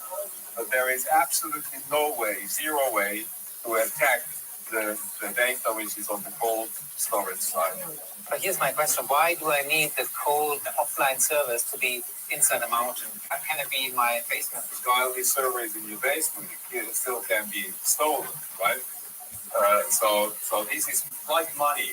It is data. Yes, it's bit and byte, but it is money at the end, and a lot of money. And this is why this data center here is more a bank than a data center. Okay, let's do a quick recap. We now have billions of dollars worth of data secured in digital banks deep inside secret military bunkers. If you don't think Bitcoin is already changing the world's concept of money, you haven't been paying attention. Remember Mervyn? He used to be a senior executive at Deutsche Bank. His colleagues once said Bitcoin was for lawbreakers and troublemakers. He now runs a $100 million crypto fund out of Malta. Our research shows that the crypto markets are going to probably be worth about 8.7 trillion in 2027. Which is a 50x from today. Exactly.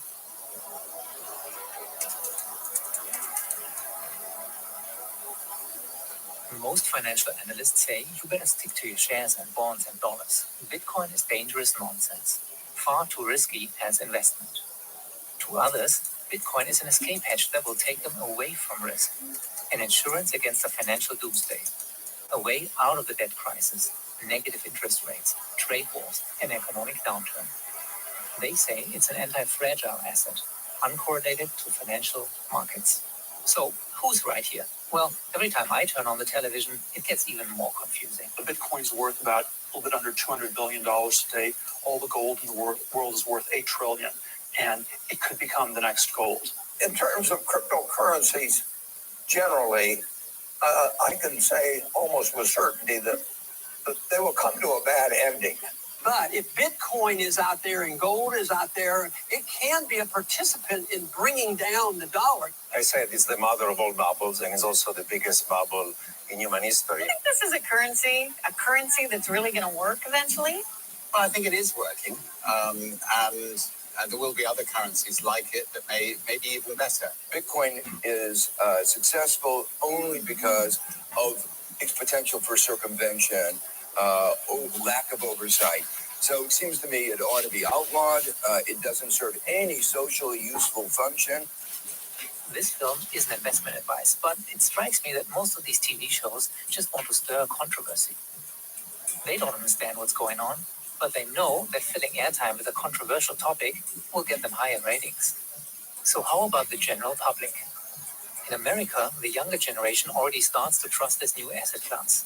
And Wences says Bitcoin may reach $1 million per coin. I would say the biggest financial mistake you can make right now is to own an amount of Bitcoin that you cannot afford to lose because it's super risky and you may lose. The second biggest financial mistake you can make is not to own any, because you put 1% of your net worth in Bitcoin. Most people can afford to lose 1% of their net worth. And if I am right, it's going to be more than 100% of your net worth. So with a non-material exposure, you change your life. Now, what you would spend on a romantic weekend with your wife, say, sorry, we're not going to do that this weekend. I'm going to just buy Bitcoin, consider it spent, it disappeared, check in 7 years. I either gave you bad advice and cost you a weekend, or I want a grandkid called Juancito. But what you fail to mention is that the currency, the microtransaction. All of that is irrelevant, right? Meaning, all of the cryptocurrencies are way too volatile for anyone to take them seriously. Hold on. Let's go back to where we started. Bitcoin was created as peer-to-peer electronic cash. That was the killer app. A payment directly from you to me, from me to the coffee shop. I have bought a bag of coffee for 2 Bitcoin in 2012, which today cost me $12,000 in today's money. That is a deflationary effect. As long as Bitcoin keeps doing sudden increases in prices, that's going to stop retail use in its tracks. With Bitcoin, you can send $1 or $1 million worth of value anywhere in the world. You can do it for free. But basically, looking at it now, you lie to us. Yeah, that's what they all used to tell me. Cheap, easy, fast, global, unstoppable. I'm not done with you, pal, but I need to explain what happened here. Every block contains about 1 megabyte of data, much smaller than a photo you post on Instagram. That means only a limited number of transactions can fit into each block. If you want your payment to jump the line, you can choose to pay a premium fee or sit and wait. At one point, the blocks became so full that the transaction time went to several hundred hours. That's days. And it was more expensive than international wire services. It got so bad that a Bitcoin conference wouldn't take payment in Bitcoins. And he's the guy who promised me moving money fast and for free. What went wrong? That's a direct intentional result of Bitcoin Core's policies of intentionally making it slow, expensive, and unreliable. And Roger blames this guy for Bitcoin not becoming a mainstream global currency. There are no shortage of conspiracy theories. Martha? Blockstream was founded in 2014. The original co-founders are a lot of core developers. Those are the software coders who continued building Bitcoin after Satoshi vanished. Roger thinks those guys sabotaged the scaling of the network so Blockstream could promote its own software solutions. Samson says, come on, the blockchain is already 200 gigabytes large and growing. Every transaction made has to go out to the whole network. And every block that contains that transaction that is mined has to also go out to the whole network. And it has to be stored for eternity. The argument? More independent miners will continue running Bitcoin and ensure decentralization if the blockchain is kept small. In his view, this decentralization is what makes Bitcoin valuable, a store of value. So holding Bitcoin is also a use case. And that storm betting hypothesis, I cannot get my head around. It's the most, like, nutty thing I've ever heard. One philosophy could be described as Bitcoin as digital gold, and the other philosophy could be described as Bitcoin as digital cash. The other team said, you guys have it the wrong way around. First, Bitcoin needs to be usable as a currency, a medium of exchange. Then maybe it will become stable and a store of value. The solution is easy. Just increase the size of the blocks from 1 to 2, 4, 8 megabytes so that more transactions fit into them. This will lower the fees, and people will start using Bitcoin as cash again. The original title of the Bitcoin white paper is Bitcoin, an electronic peer-to-peer electronic cash system. But, Satoshi's white paper isn't the Bible. It's not a religion. This stuff changes.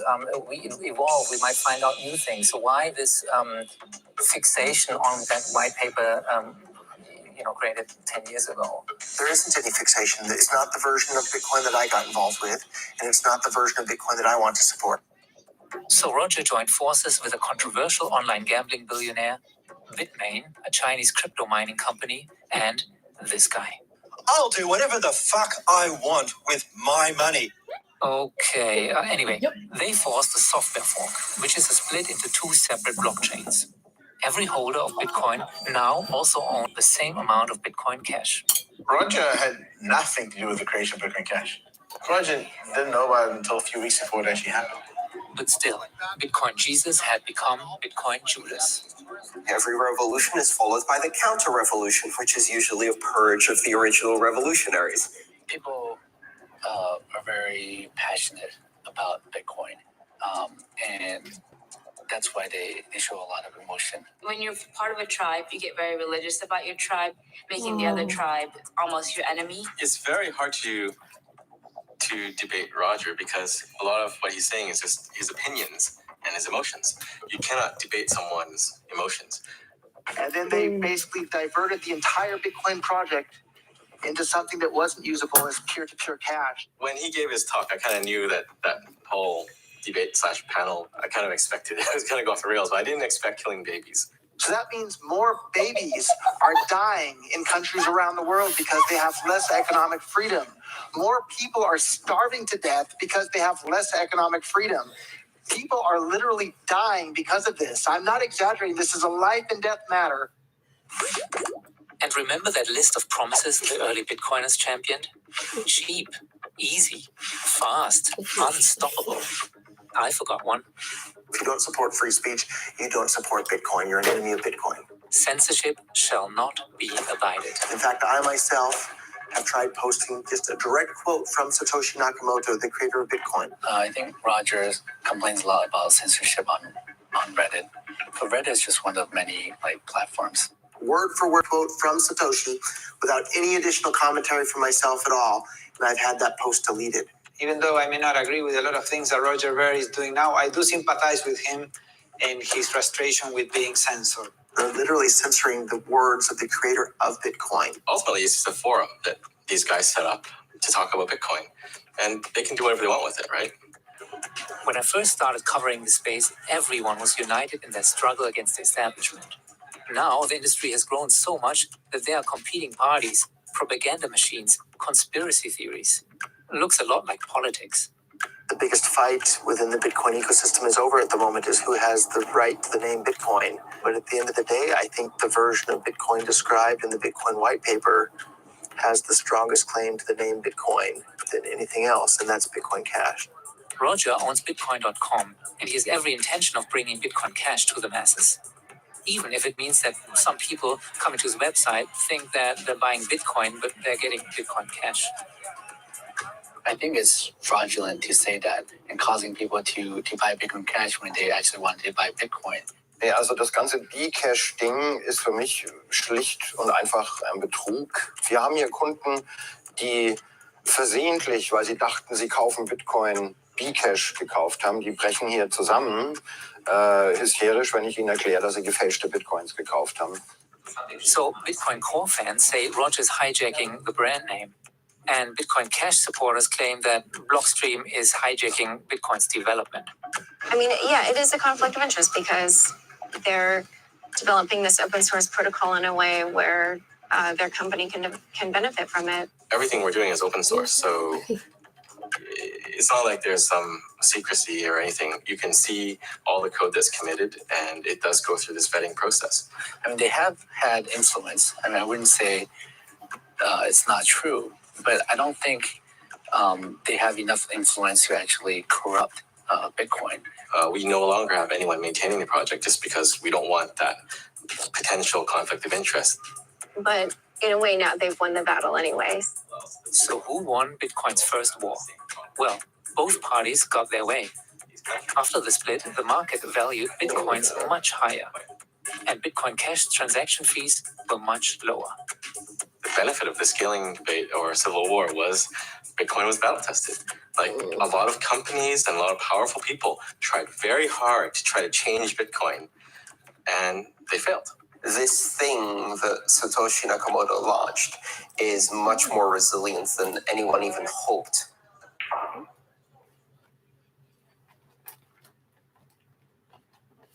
I know. You want to find out what any of this has to do with this new cryptopia, a revolutionary internet. We'll get there, I promise. But first, we need to go from Bitcoin's original blockchain to hundreds of blockchains. Back in 2011, when Charlie Lee was a Google engineer, he wanted a faster and lighter version of Satoshi's cryptocurrency, and was one of the first to experiment with the open source software. The actual coding in terms of the code differences between Bitcoin and Litecoin was actually pretty trivial. And what does that mean in time? I would say 4 or 5 hours. Litecoin was positioned as silver to Bitcoin's gold, and its network value grew to billions of dollars. Some critics say, well, you sold at the highest point and you kind of hurt the community. What's your response to that? When I sold, no one knew it was the highest point. I didn't know it was going to be the highest point, so everyone thought it was going to keep going up. In hindsight, it was good timing, selling at the high, but I'm still focused full-time on Litecoin adoption and working on Litecoin development, so it's not like I sold and just quit. Nobody gets to kind of dictate how Bitcoin improves or grows. Whereas with Litecoin, I have a strong influence on the growth of Litecoin, which is good and bad. It's kind of like the difference between a benevolent dictator versus a democracy. The benevolent dictator is more efficient, but you have to assume that the benevolent dictator stays benevolent. Let's put a pin in that. Litecoin was one of the first alternative cryptocurrencies, or altcoins.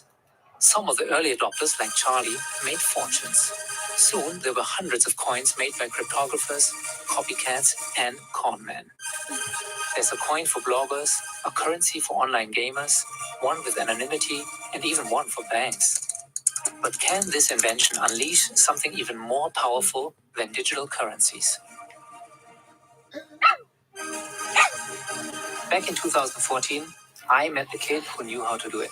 Hi, I'm Vitalik Buterin, co-founder of Bitcoin Magazine, founder of Ethereum, and just general Bitcoin and cryptocurrency advocate. Just 19 years old, Vitalik was on a mission to make money programmable. Vitalik is a very, very smart guy.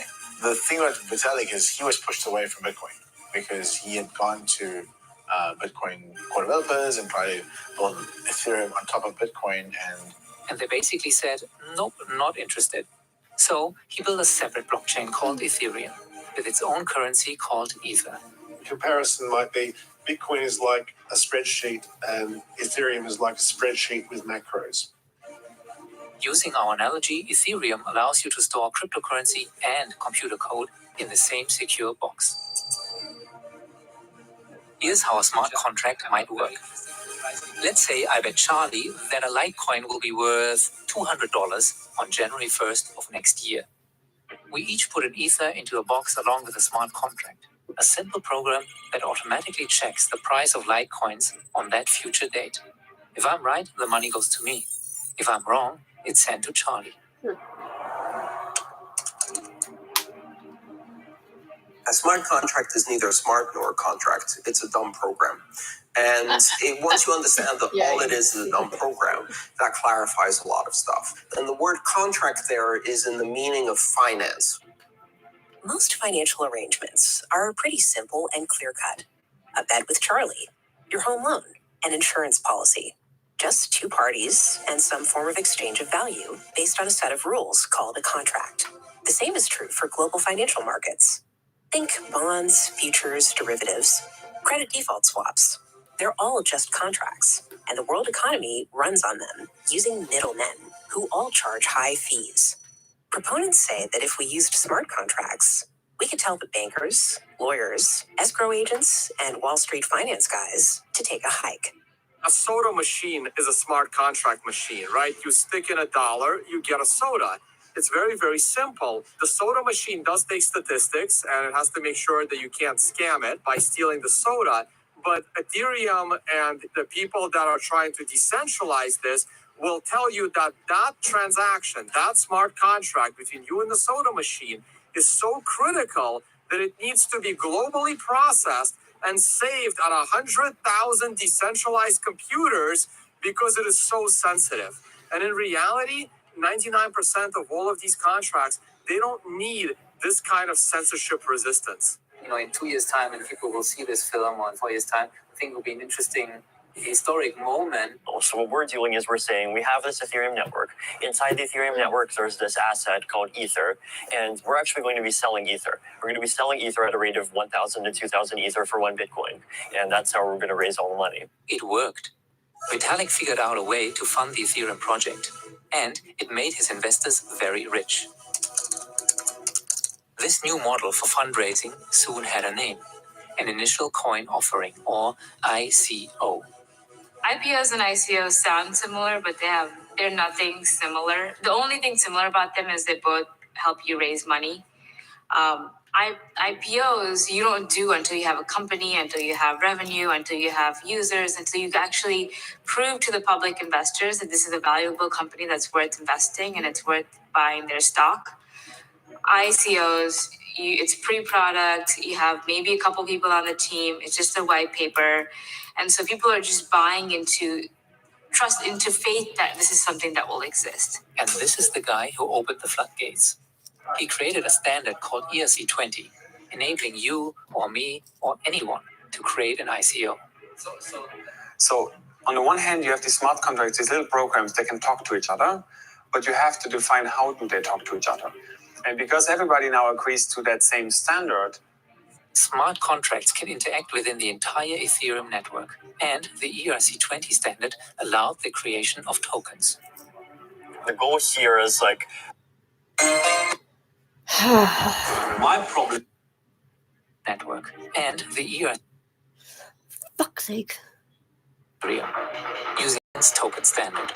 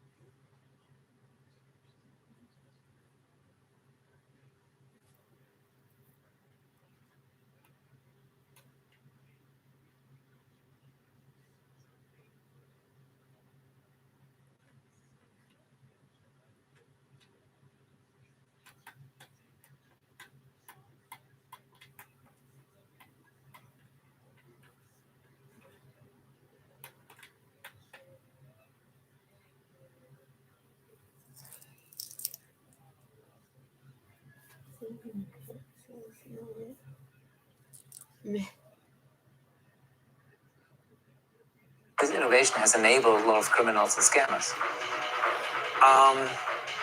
So I would say the amount of scams in that system are rather low. It sometimes looks bigger than it is. I would assume that the actual scams, purposeful scams in that system maybe were like 2 or 3%. I would say actually most ICOs were not scams. I would say about 2 to 5% of the thousands of ICOs that are happening are actually legit. And the rest is pretty scammy or just not going to work. Can you define for me what a shitcoin is? I think it's just a derogatory term people use on coins that they don't like. For Bitcoin maximalists, people who only care about Bitcoin, everything else is a shitcoin. In my point of view, I think a coin that is kind of a scam is a shitcoin. So people create coins just to get rich from it, print a lot of tokens out of thin air, try to pump the price up and make a lot of money from it. And that's not really providing a lot of value to the world. No value for the world, but they did add value for their creators. If you can print billions of tokens out of thin air like a central bank, well, that's why this guy was one of the wealthiest men on earth for a brief moment. Here's how that happened. There will only ever be 21 million Bitcoins, and its inventor had to earn them by mining with his computers, just like everyone else. There are more Litecoins and even more Ether in circulation. Vitalik kept some portion to fund the development team. And then there's Ripple. They created 100 billion XRP, but kept 80% for themselves and their clients. And the other 20% they gave as a bonus to the founders. That's how you get to be one of the richest men on earth. Okay, maybe I was a bit too harsh on ICOs. Democratizing startup finance can be a good thing. There were many legit companies raising capital too. Over the years, I've met many founders who have real offices with real people trying to solve real problems. But to Bitcoin maximalists, Bitcoin is the be-all, end-all of cryptocurrency. Other blockchains, ICOs, smart contracts, that's all a waste of time.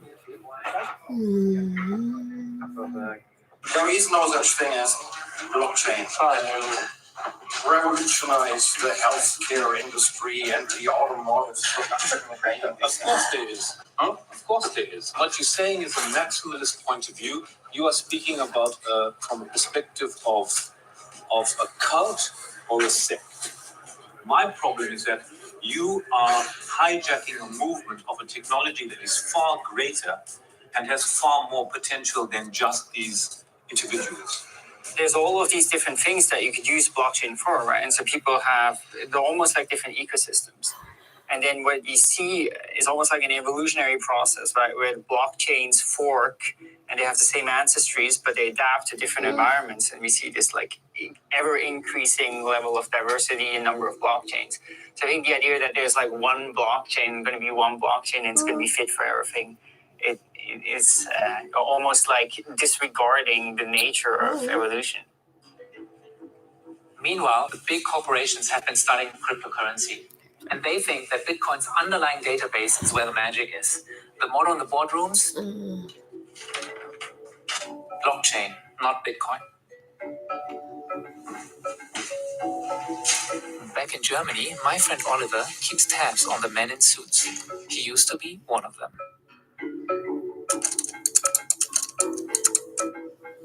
Also es sind fast alle großen Unternehmen, die dort Aktivitäten haben. Ich kenne beispielsweise bei den großen Autoherstellern, bei BMW gibt es eine.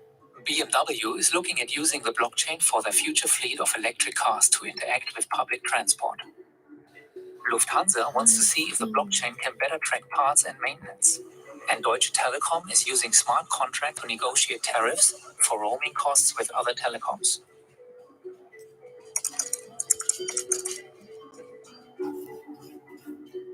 If we can store trade certificates and shipping documents on the blockchain, you can check to see where those organic avocados really came from, who grew them, who packed them, and who shipped them.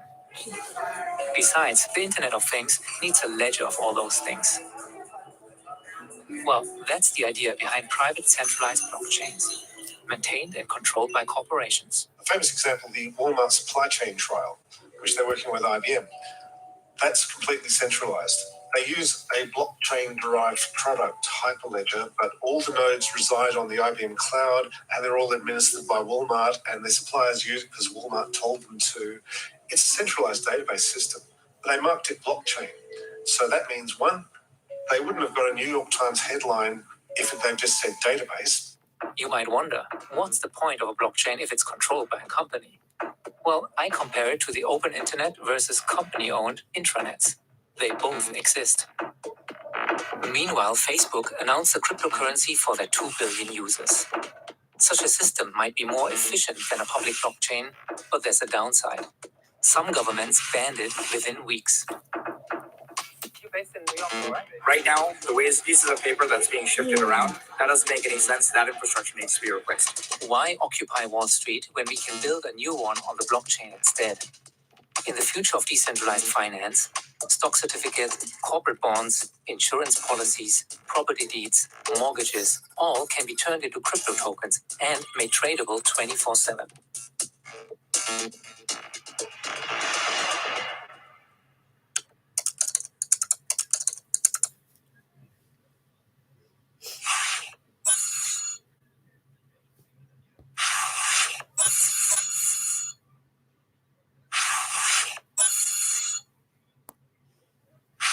What's much more exciting than tokenized securities of traditional businesses, where it's just equity that you pass around, is totally novel digital securities that you couldn't do before, right? Novel use cases where you can kick back cash flow on a continual basis. I think some examples of this that we're seeing now are MakerDAO, Binance, which has Binance Coin.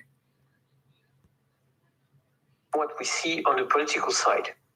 Now, for China, this, though, is not the first time that China has tried to develop trade initiatives with the rest of the world. And here I'm referring to the Belt and Road Initiative. Have lessons been learnt? Might this accord work better for Beijing this time around? Well, it's very different, actually. First of all, RCEP is not a China initiative. Of course, it was gradually appropriated by China because, as it was rightly mentioned, 2013 was the start of the RCEP, and 2013 is also the start of the Belt and Road Initiative. The Belt and Road Initiative is an answer, probably, to the US initiative of having a trade deal across the Pacific, the TPP, which was not finished before Obama stepped down, and that was probably Obama's biggest failure. But RCEP is a trade deal, whereas Belt and Road Initiative is not. Belt and Road Initiative is an initiative to export technologies, to have agreements on investments, which RCEP is definitely not. And probably the biggest beneficiaries of RCEP are countries outside of China, probably Japan and Korea. And the biggest innovation about RCEP is that, as opposed to bilateral deals, which China liked very much so far, and which other Asian countries liked very much so far, this one is a multilateral deal. And we replace basically what used to be called the noodle ball, which was an intrication of bilateral trade deals with one single multilateral deal. There are, of course, some countries that haven't signed up to this new accord, namely the US and India. What do you make of their absence? Well, for the US, it's quite natural because 2016 was the start of the negotiation for the RCEP. And at the time, the TPP was still the major initiative by the US. And of course, in 2016, everything was stopped with the election of Trump. So it's quite natural that the US are not part of it because they were running a competing initiative.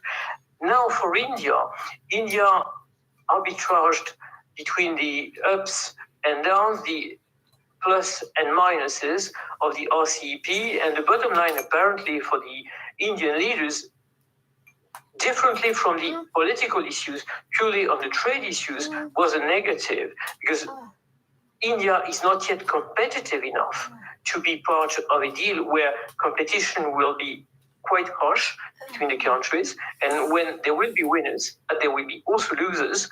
China might be a winner, but as I said before, China is of course the biggest economy in the group of 15 countries, but might not end up being the biggest winners, all things being equal, in this trade deal, because of course it's the largest economy, but possibly not the biggest beneficiary yet. Okay, Jean-François Di Melio, that's all we have time for. Thank you very much for joining us. Lots of questions remain unanswered in Colorado as the investigation continues into this week's unusually late winter wildfires in Boulder County. A string of tip-offs are being followed up by police, and a search warrant has been executed at one particular location. At least 991 buildings have been destroyed in total, the majority of them in the hard-hit towns of Louisville and Superior. Authorities had previously said that no resident was missing and that it had been a miracle that no one had died. But late on Saturday, officials did say that 3 people are still unaccounted for and are feared dead. Let's listen to what the Boulder County Sheriff has been saying. The debris is hot, it's all fallen in, and it's now covered with 8 inches of snow. So search and recovery efforts are hampered substantially. I have suspected we would have lost a life just based on the size of this fire, and the speed and the ferocity. I think it's miraculous that if it is 3, it was 3 and not 100 or hundreds. So I'm grateful for that, but I'm also extremely sorry for those families. Finally, shortly after 5 a.m. local time this Sunday, fire crews and engines raced to the National Assembly building in South Africa after a fire broke out.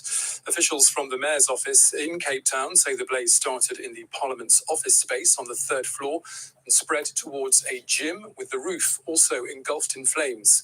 There have been no reports of injuries, and it's still not clear what caused that fire. Those Houses of Parliament consist of 3 sections, including the oldest and original building, which was finished back in 1884.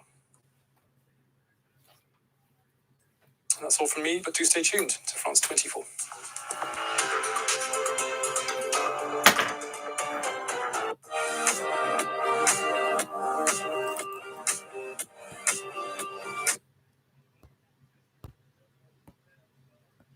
I've had cysts that turned into tumors on my ovaries. I had 2 boyfriends.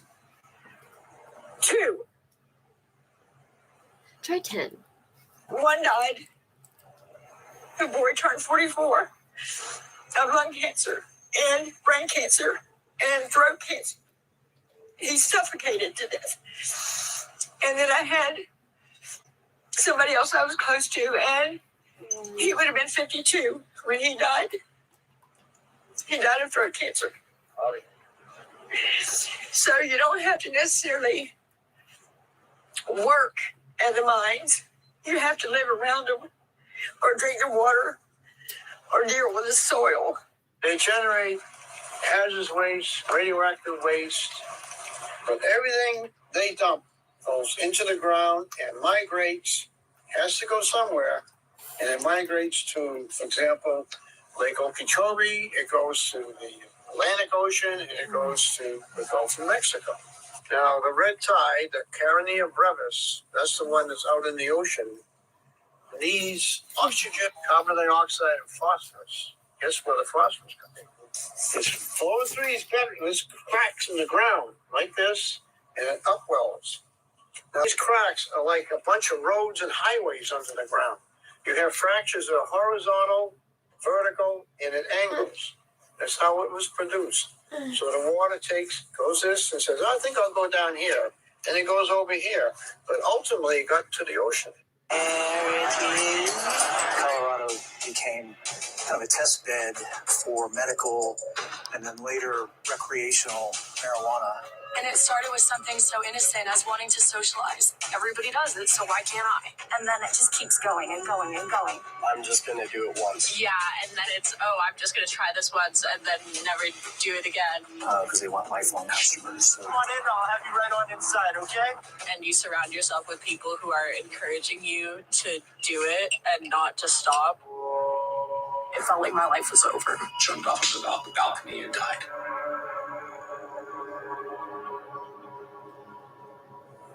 He knew. He just couldn't stop.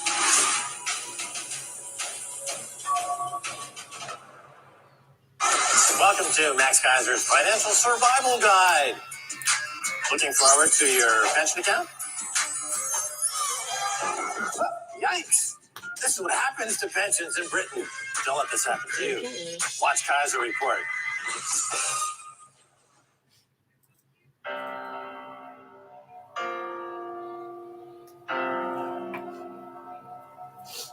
The water means everything to me. I've been on the water since I was a child. I live here in Mount Lachey, Florida, where I've, acquired a life dream of owning a small mom and pop motel. I'm a captain. I do water tours. So water quality is my sustainability.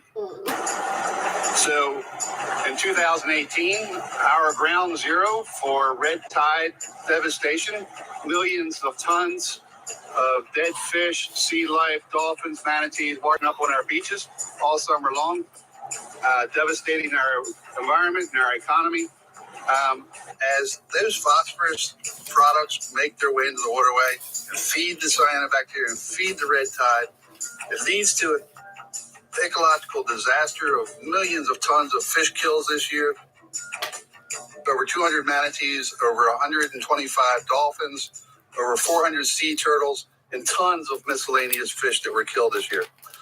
Behind that was economic meltdown. Fort Myers Beach was a ghost town. People are lining up at food banks. The city of Sanibel was losing $16 million a day. People are not coming here. Businesses are closing. People have actually committed suicide because of their business losses related to this. That phosphorus, potentially even from the 2016 toxic spill into a sinkhole in central Florida, where 260 million gallons flushed into an aquifer. Those aquifers eventually make their way into our coastal waters, creating basically gasoline on a fire to feed the red tide as it approaches our coast. Red tide is naturally occurring, but the massive blooms that we have are unnatural, and they're being fed by the eutrophication of our waterways through phosphate and nitrogen. Hello, everyone. My colleagues at the Hillsborough County Board of County Commissioners and I are proud to welcome the Mosaic Company's headquarters to our community. Mosaic is a Fortune 500 company and one of the world's leading producers and marketers of concentrated phosphate and potash crop nutrients. This is our first Fortune 500 recruitment win, and it marks an important milestone in our rise as a global business destination. Hillsborough County has experienced tremendous growth in our financial and professional services, IT, and manufacturing sectors. But our phosphate industry, which dates back to the 1880s, continues to thrive. The export of phosphate products and related phosphate shipments played a key role in Port Tampa Bay's growth over the last 100 years. So thank you, Mosaic. I'm just mad enough at them that I'm just going to fight them to the day I die. I've been thinking about having to put my body down here in the swamp so that if anything happens after we're gone and Mosaic winds up with this property, they can't dig. They own that property over to the side here and the property here, but they can't get a drag line on it because it'd be too close to my house.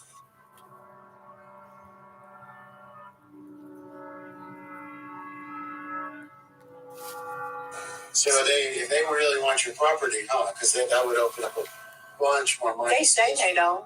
They say they don't care about it, but they spent first 10 years or 12 years that we lived on the property.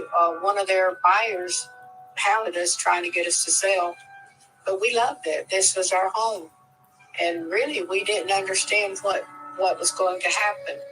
We didn't understand about the exposure of my grandkids and my children. I have half a thyroid now, and my daughter has Hashimoto's. My oldest son has Parkinson's. My husband has leukemia. My granddaughter went to sleep at 13 and woke up the next morning. Her eyelashes were on her face. That's how we found out her thyroid's gone. Irma's won the right that as long as she lives on the property, Mosaic's not allowed to touch it. But the problem is the dust. She's surrounded on all four sides by mine, which give off gypsum dust. And it travels airborne to all the surrounding areas for miles and miles, which gives off radon, which is undetectable when breathed in. It's the second leading cause of lung cancer in the United States, killing over 20,000 people a year. He had to stay in the house a lot because with his lung condition, he couldn't go outside our house. We own 50 acres and 50 leased, and he could not go outside our house because we were held hostage to the dust.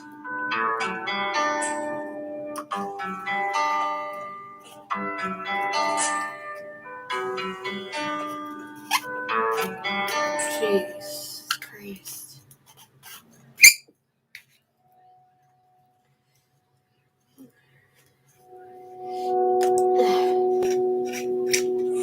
was starting to feel a little disheartened. Nobody from Mosaic had called me back. None of the doctors I reached out to would call me back. Absolutely nobody would give me information on Mosaic or environmental pollution. So I decided to try the Freedom of Information Act.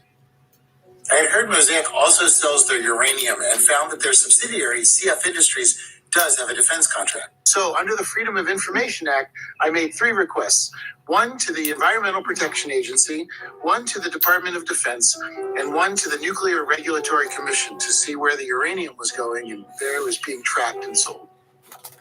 I was told by the Nuclear Regulatory Commission that there are no files. I was told by the EPA they would get back to me, and I was actually called by the Department of Defense. Good afternoon. I'm calling from the Department of Defense Inspector General. I'm trying to reach Mr. Eric Crown.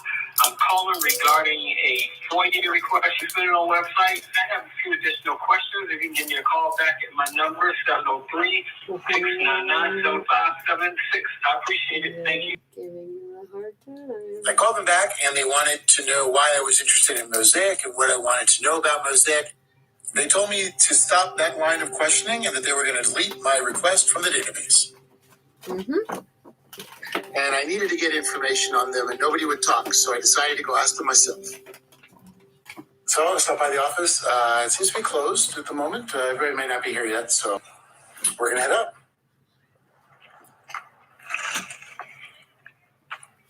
Hi. I was just getting some pictures around the area. I thought I'd stop by and introduce myself. My name's Eric. Hi. I just want to say hi to Heather. Eric from. Hi. How you doing? Hi, it's nice to meet you. Just wanted to stop by and say in person, hello. Okay. Yeah. You know, I was just getting shots of like downtown, getting a small town look. So, yeah. Okay. What does that have to do with our business? Well, because here we're we not are in mining here. Arcadia. Yeah, but I'm We're just not saying mining it's here. small town. Yeah. Okay. So that's all. Not all of our operations are in small towns, but gotcha. Wauchula would be a better, I think, reflection of our current operations, just because we've been mining so long in Hardy County, and that's directly north of here. Oh, okay, yeah. We're looking to permit here. Gotcha. We're years away from having any operations or employees here in DeSoto. Oh, okay. So you guys just kind of setting up camp for future stuff? Or? Yeah, I mean, we have an office here. We have an office in Wauchula. Like I said, I was hoping maybe you'd be here and, I could just say hi in person. So Okay. that's nice all. to meet you. It's nice to meet you. Thanks. All right. I'll email you. All righty. No worries. Have a good one.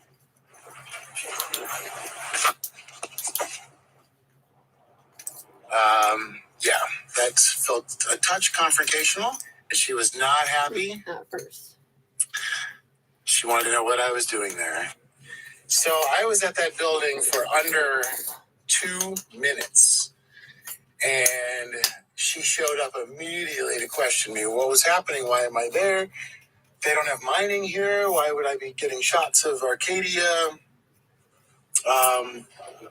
So, it was interesting. They're definitely paying attention. Definitely watching. So I decided to take Heather's advice and go check out Hardy County. And although there's a lot of agriculture and farm work in Hardy County, the major business there is mining. Mosaic is one of the biggest employers. It has such deep ties to mining, you can actually see a drag line in their seal. In 1981, the EPA did an environmental impact study to see how phosphate mining would actually affect the surrounding areas. They came to the conclusion that if they were to go ahead and build these facilities, that it would constitute a major federal action significantly affecting the quality of the human environment. But it was built.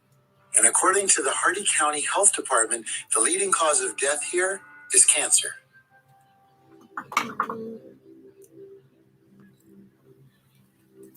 I received a message from a good friend last night saying that there were people inquiring about me. So we are on slightly more high alert right now. We don't know exactly who those people work for, but the person that told me I trust 100%. So I just, we're going to have to be cautious. I noticed that I was starting to be followed by white trucks, mostly white pickup trucks, occasionally some GMCs. But no matter where I went, there was always a white truck sort of in the background, and when I put the camera up, they would usually drive away. So I had to be very careful while I was out there. I eventually found out that Mosaic Security Company uses all white trucks. I have been told from numerous journalists about the harassment that Mosaic does and how Mosaic works really hard to keep an eye on anybody speaking out against them.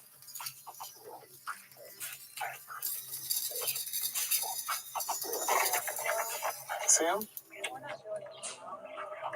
So this is part of us being followed always by these white trucks.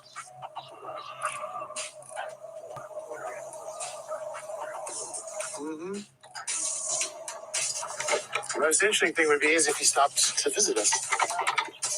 The timing was really unfortunate because we had decided to go back to the Four Corners mine and take a water sample and some Geiger counter readings to get a better understanding of how toxic these mines are. If we could get a water sample, this would be the first time anybody has ever gotten that information. Okay, so we are at the Four Corners mine. We just went to the entrance and we're going to do a quick Geiger counter reading and see what we can find out just about being here.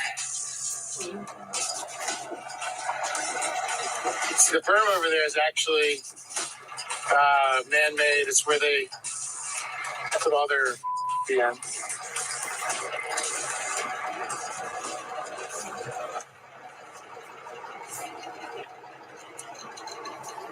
It's going fast. Yeah.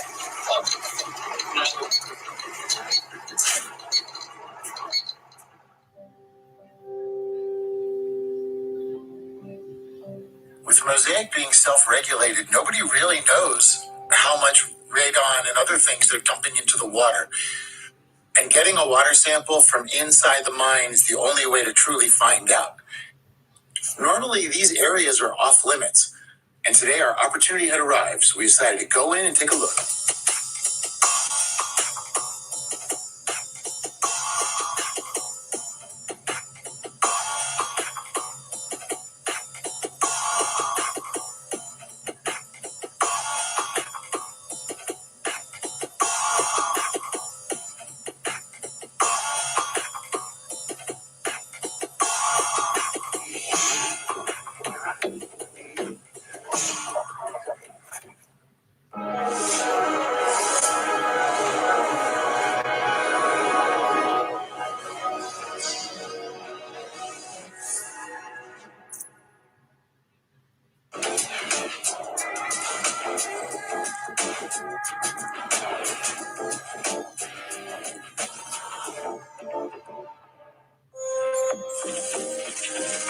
The worst things that have happened in the world have been done by people who had a great vision of how society could be better.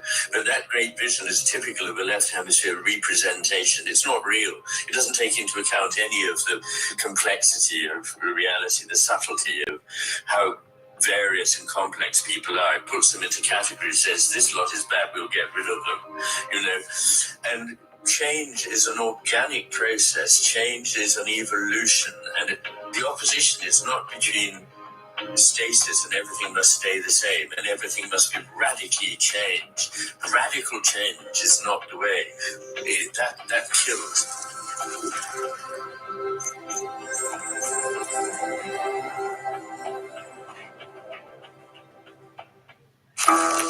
Christmas, the traditional Yuletide holiday. But this year, make it less traditional with a special Christmas guide. Christmas Tolerance Diversity Guide.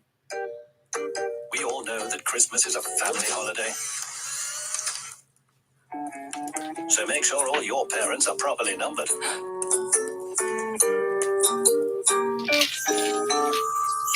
This year, follow the agenda and make a snow woman instead of snowman. Or even better, let the snow person decide for themselves.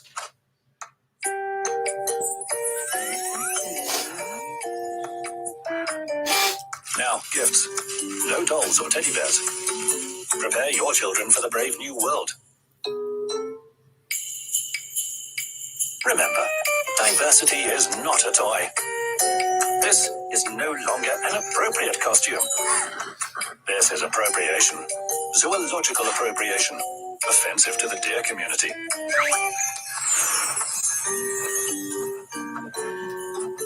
And obviously, Santa has to be cancelled. Why? Because he is a white cisgender male who abuses Mrs. Claus, discriminates against children based on behavior, wears red, which is the communist color, makes children sit on his lap, makes people destroy trees, and exploits elves. So, sorry kids, Santa is not coming to town anymore. Follow these instructions. Or stick to the spirit of Christmas. You decide.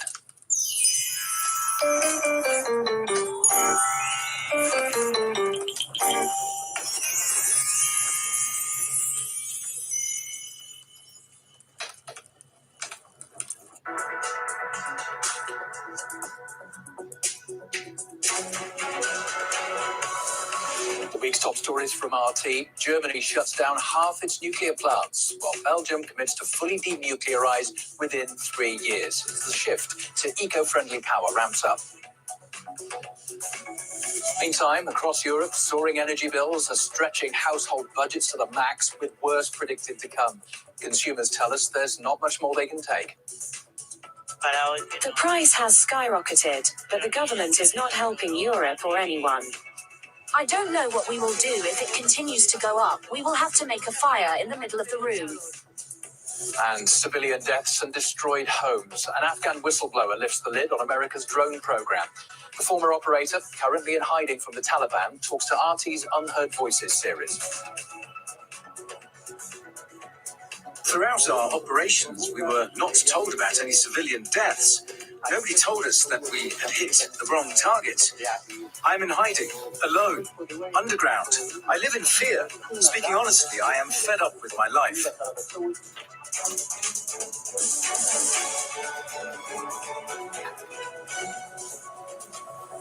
Hello, good to have you with us this New Year weekend. It's Sunday on RT, so that means we're going to take you through some of the biggest stories reported on here over the past 7 days. With that in mind, first then, Germany shut down half of its remaining nuclear power stations on New Year's Eve as part of its shift to more eco-friendly energy. Now, that leaves the country with only 3 nuclear plants, which are also planned to go offline by the end of this year.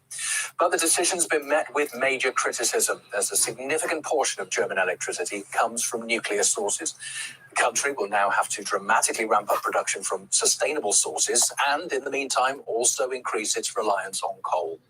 Opinions are divided among the Germans we spoke to who live near one of the now closed nuclear plants. It has its pros and cons, but actually here in Brockdorf, we only saw advantages. Other countries are building nuclear power plants too. And the question is, where do we get our electricity from? Finally, it's happening, and I'm very happy about it, because you never know if an accident might occur or if bad people might try to destroy it. Of course, there are people in the village that see things differently, because the village has become rich on taxpayers' money. If you drive through the village, you'll see how much was invested in it. I think it's an important decision, but I also think we're not there yet. We can't get from renewable energy what we're getting from nuclear power. Many locals work there, and we have to see where they will end up. But some people will definitely lose their jobs. Germany's not alone in phasing out nuclear power. Belgium's also decided to shut all its nuclear reactors within the next 3 years. That's despite the fact that nuclear energy generates almost half the country's electricity. Belgian engineers have already slammed the decision as counterproductive. The government's decision to phase out nuclear energy, the largest source of low-carbon energy in Belgium, and to finance new fossil gas power plants is paradoxical and counterproductive. This decision would only reinforce the predominance of fossil fuels in the Belgian energy landscape. Okay, well, on top of that, Europe's grappling with an energy crunch that saw prices leap to an all-time high last month. Discussing it with us on RT, journalist Charlie Boyle says the eco-friendly moves are more about scoring political points. It's all about a lack of planning, and it's seen as a political point scoring, and these politicians may well have those beliefs, but as usual, the practicalities always take over. And now the reality is sinking in of high inflation, a huge demand surge going in the winter, and we simply can't have a situation where energy prices are going up 100-200% a year. We need to have a proper detailed plan around the world, like country by country, as to how they're going to transition to renewables, how long it's going to take, what the mixture is going to be, and people are going to need to be honest about these deadlines, which are completely pie in the sky. The EU's accelerating attempts to transition to renewables and the ongoing surge in prices have left households bearing the brunt, as Charlotte Dubensky explains. Winter isn't coming, it's already here. As EU countries struggle to find a unified response to record high energy prices, there are warnings that the bloc could face shortages or even potential blackouts. Many, including Luca, face a winter full of difficult decisions. We have already received a reminder for the charges for heating. Investigation on the origins of the pandemic. The relationship between Australia and China had already turned sour in 2020, when the Australian government led the international call for an independent inquiry into the origins of COVID-19 in Wuhan. In 2021, Australia once again called for a transparent probe. Prime Minister Scott Morrison said in July, quote, "Those who have lost their lives and their livelihoods, they deserve answers. Australia will continue to ask the questions to get those answers." In return, China further decoupled economic ties with the country. It had targeted Australian imports including coal, sugar, barley, and lobsters in 2020.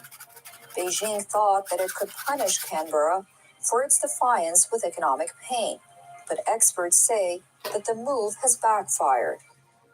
The manipulation of the World Health Organization, the attempt to strangle the Australian economy because the government called for an independent inquiry into the source, the origin of the coronavirus. China is really pursuing through Xi Jinping quite belligerent policies, I think, towards the region. Conducted a very vigorous and nasty, surprisingly nasty campaign against any questioning of the way it dealt with the emergence of the virus. And smart people know that knew what China was up to. But one thing that is clear is that China's image globally has turned significantly negative. Well, certainly there are more and more parliamentarians around the world who are certainly bold in criticizing China or calling out China for wrongdoing. Although we might see or read about statements that, whether it's the Australian government, the United States government, or other governments around the world, will make statements critical of China. They might issue sanctions, and we've seen several rounds of sanctions for officials involved in Hong Kong policy, Xinjiang policy, Tibet policy, whether from the United States or the European Union or other countries.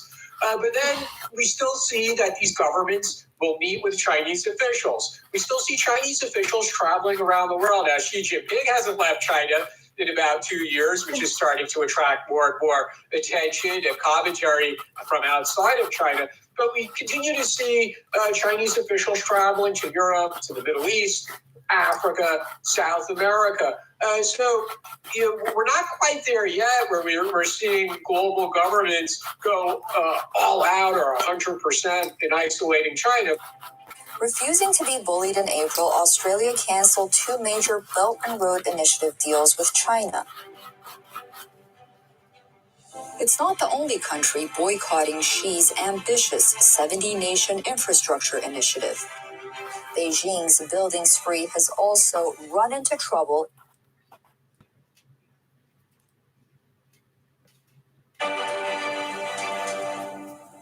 Two great friends of freedom. China is increasingly finding itself being cornered. In September, Australia, the United Kingdom, and the United States announced a historic security pact in the Asia-Pacific. The trilateral condemned the AUKUS pact as being extremely irresponsible. The ties between China and Australia have reached an all-time low. The AUKUS Treaty, which essentially is an arrangement that allows Australia to get the types of military technology that it's really sought to push back against China, That's a game changer, for sure, right? It's a case of three major powers, the US, the UK, and Australia, working together to counter Chinese power in the Indo-Pacific. That is exactly what the US wants to do, and it clearly is what some of these other countries want to do. This is something that will concern China.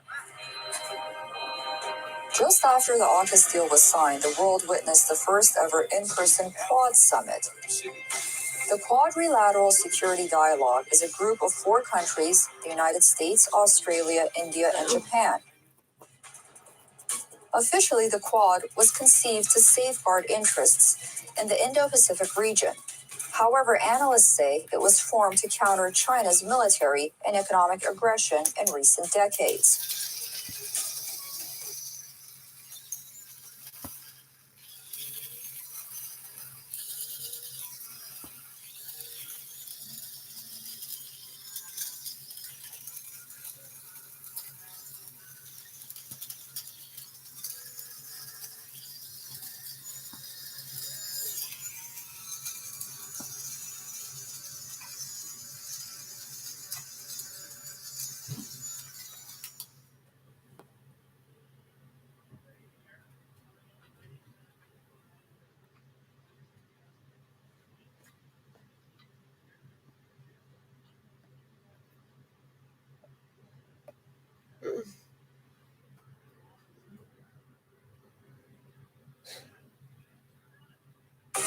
Peloton is proud to it. Shut the fuck up.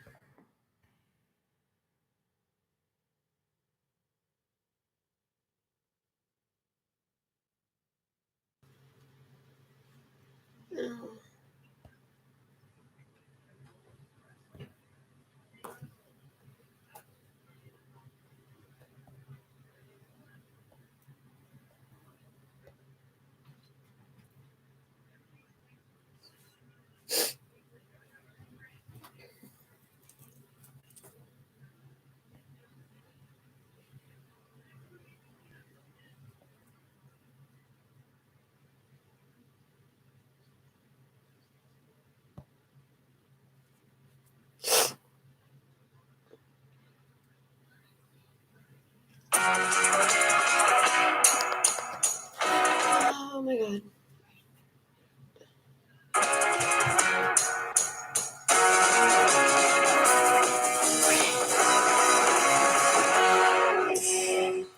Let's just start off right from the beginning here. When did you have an interest in comedy? First thing I really remember being into was I remember there was a show in Newfoundland called Wonderful Grand Band, which was like a precursor to what later became Codco on the CBC. And they had like Greg Malone and Tommy Sexton in there, along with musicians like Ron Hines from St. John. So that was on regional television, and that was a lot of sketch comedy. I remember watching it in the first grade and loving it and thinking that's what I'd like to do one day. And then years later, when I was 15, myself and a couple buddies, we rented out a theater in St. John, seats about 200 people, called the LSPU Hall. And that's where Rick Mercer got his start a few years before, and the Codco people all got their start as well. And so I'd go down there and rent that place for 11 o'clock. We'd put out shows, and during the week, when we were in high school, I put my name down on the list of announcements that the nuns would read out at the beginning of the day. So it'd be like, boys basketball team just won in Marystown. Congratulations to them. The science fair is Tuesday. Would Mark Critch please come to the office? And I'd leave my class and go out to the front door and head down to the theater and start putting up the sets and stuff. So ever since I was 15, I guess, I've been doing sketch. And you just mentioned about renting out the arena at 15. Where did you get the money to rent it out to? I went down there and talked to him, and then we did a 60-40 split, which I thought meant that they take 60% of the ticket money. Well, we got 60% of the ticket money, which was pretty great. I mean, it wasn't that big a crowd, but we had like a cabaret-style show. So we had the 4 of us, and then by the time we took our ticket money and we paid for like a sound light guy, it was all gone. But we did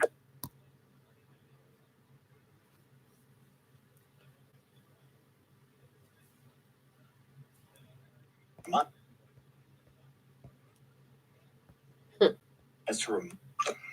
folks. Mark Rich here from This Hour 22 Minutes to remind you that March is Epilepsy Awareness Month.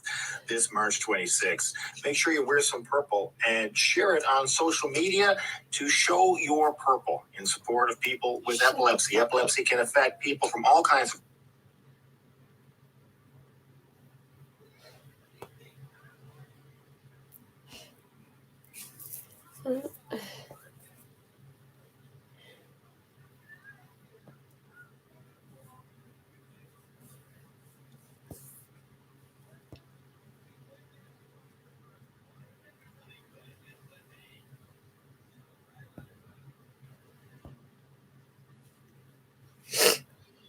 Oh my god. That for about 7 years. And eventually we started applying for little arts council grants in St. John's. We'd get like $1,500, and that would pay for like some posters and do comedies and do it in front of people. And project into This Hour's 22 Minutes.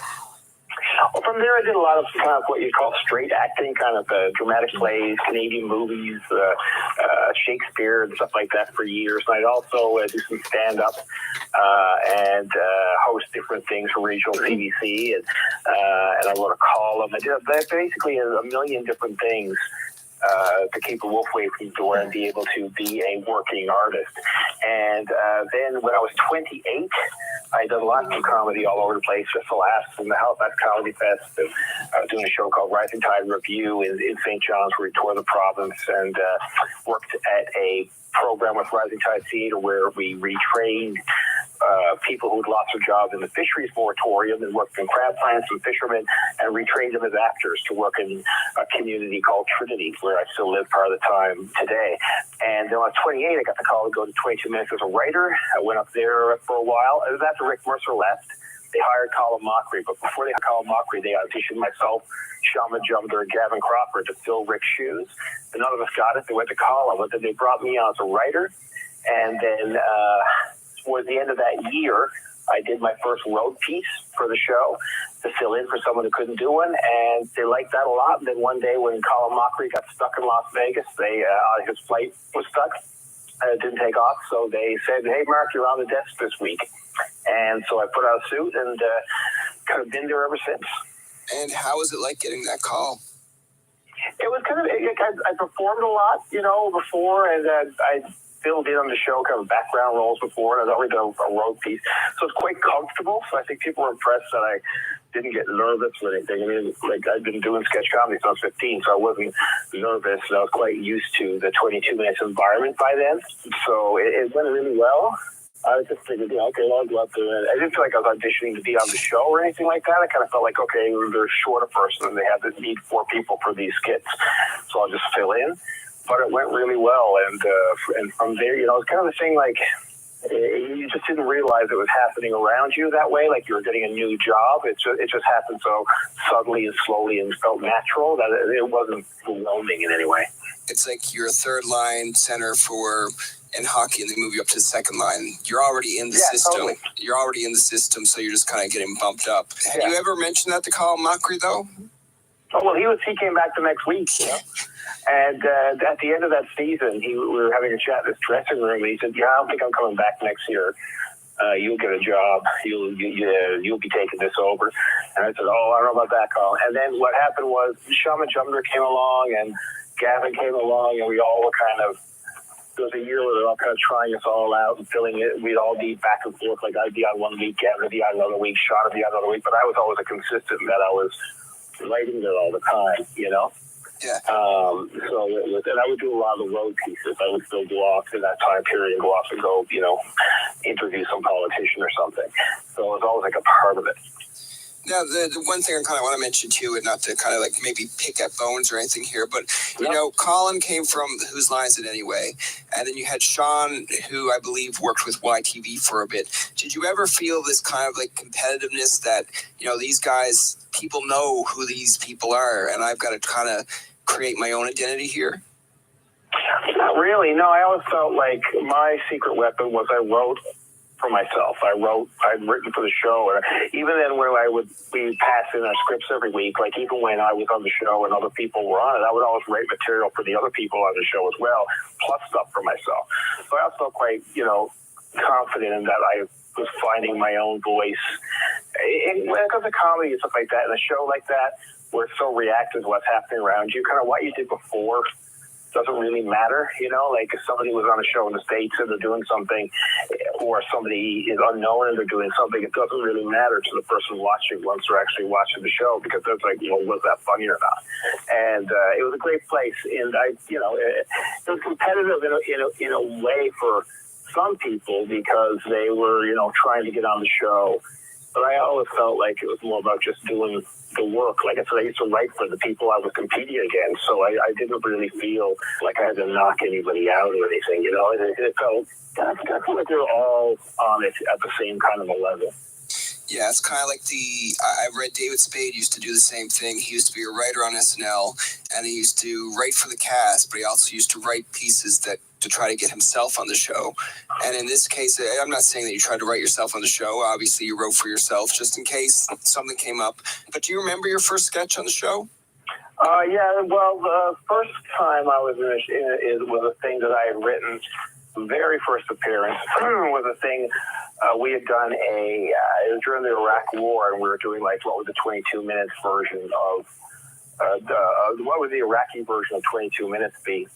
And so we did this show where, everybody was saying the prime minister was, I don't like this prime minister. And it was like, oh, Saddam Hussein is so wonderful. He is so amazing.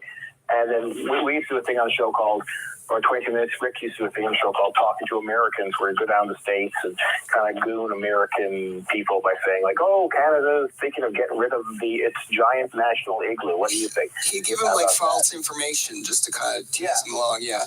So we did a parody of that. So the Iraqi version was I was a downed American pilot, like a bag over my head, and then his bag was ripped off, and he's on this Iraqi version of 22 minutes. We're like, oh, do you think that Iraq should be getting rid of our national polar bear, or do you think that the Iraqis should get rid of our polar bears? We have so many polar bears in Iraq. I'm like, oh, I didn't know you had a polar bear in Iraq. Oh, I think you should do that. Yeah. And so it was like a parody of the 22 on 22. And that was my very first time on the show, but I was like a cast member then.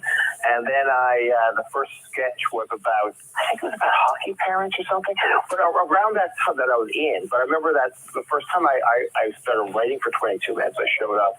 And there were 3 live sketches to the tape that week. And the first week I was there, all 3 live sketches were ones that I had written. And I was like, oh, wow, I got a hat trick. This is great.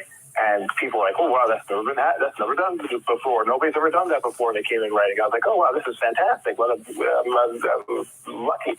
And then 2 of them didn't do so well in front of the audience. They kind of bombed, but the other one did great. And I remember thinking, oh, no, they built sets for this. Like, what happens? Do I offer to pay for the lumber? I was so freaked out that 2 of them, but of course, two of them would always never make it because we tape during the week a bunch of sketches. Stuff always falls off and it doesn't get made or it doesn't get on the show. It's things you shoot. So anyway, I was all kind of worried, even though I'd actually, done a good job. But I was like, I remember being kind of terrified after that.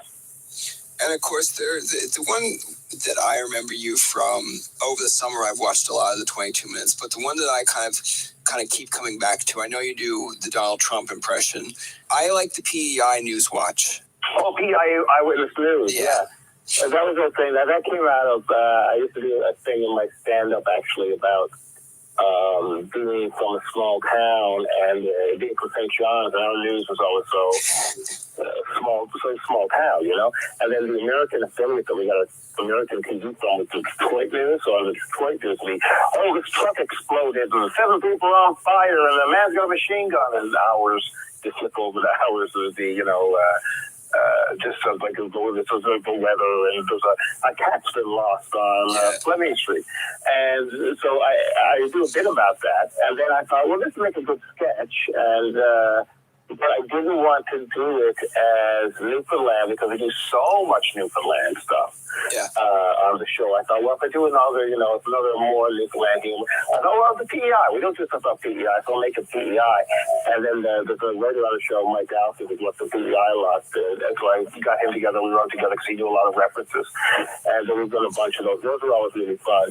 And then the other one I wrote was they had these PEI cops going around checking to see if people were actually unable to work. These undercover EI operatives were going around, so I did a sketch called PEI, EI, PIs. Yeah. I wrote a couple of those. So for a year, I was writing a lot more PEI stuff than I ever done. This is the way it worked out. But yeah, I like that kind of stuff. It's just, it's very gentle. It's not mean or anything. Those PEI news sketches are just kind of fun. You mentioned like some of the sketches didn't go as well. How do you recover from that, or do you just kind of continue on and say, okay, that one didn't work, maybe this one will? Well, it's a grand experiment. Every week you write news. Every week I'll write about 6 sketches for the show. And sometimes, usually 3 of those will get made or make it to the show. It's just a numbers game. You have 4 people on the show. The show has to feature everybody. You throw a bunch of stuff out there. Some of the stuff works really well. Some weeks, some stuff doesn't. Some stuff, you can have a really funny sketch that in the execution of it doesn't work for a million ways. Might be the way it's edited. Might be the way it's shot.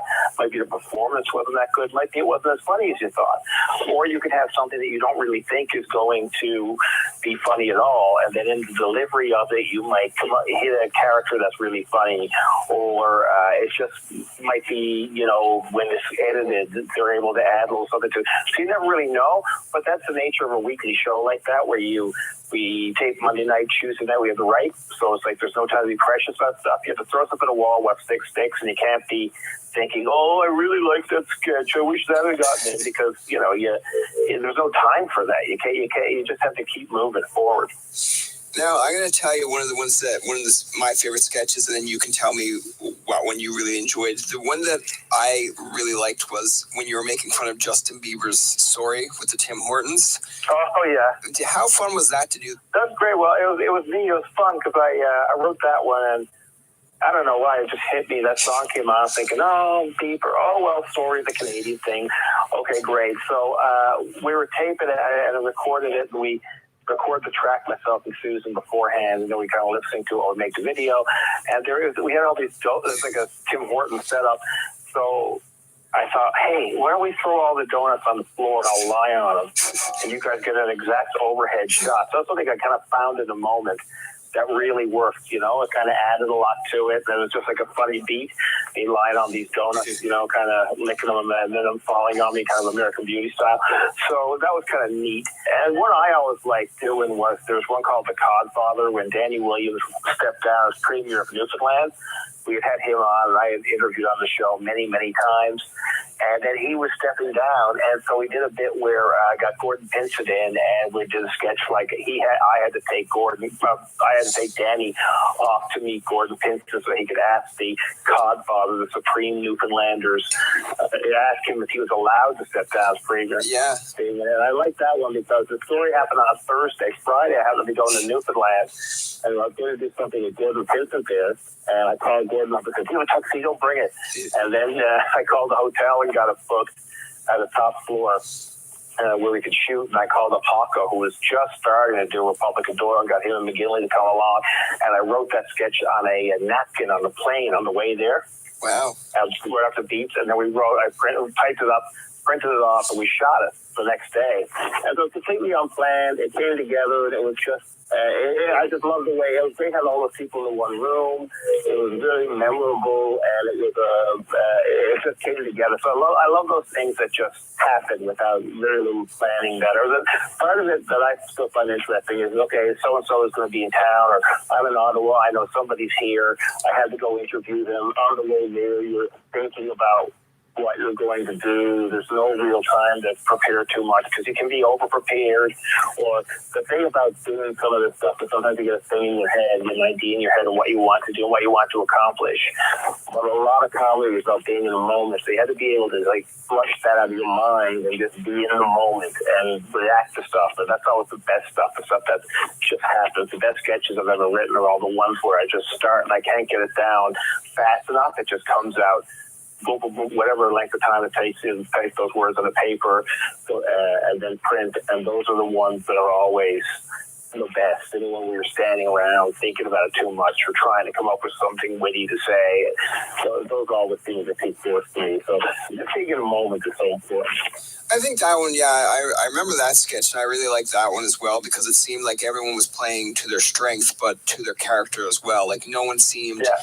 It didn't seem so far-fetched to believe that this could actually kind of happen. Let's put it that way. Like when the line was brought up of, did you whine and complain when you didn't get your way? Yeah. And then you kind of look at him as if to go like, yeah, he did. And then he's looking at you as if to go like, yeah, of course I did. And then when you have, all right, it's like you super noofs up against the wall, and then you have Alan come in and take over. And I thought that was executed really well. Speaking of execution, did you ever feel kind of scared when you did the whole shirtless behind Justin Trudeau on Signal Hill? No, that wasn't for the show at all. I just had to be up there. I got a call from a friend of mine who works at the office, just let me know, saying, hey, we're going to be up on Signal Hill with the Prime Minister, just a half an hour of kind of private time. It wasn't like announced who's going to be up. There's no media.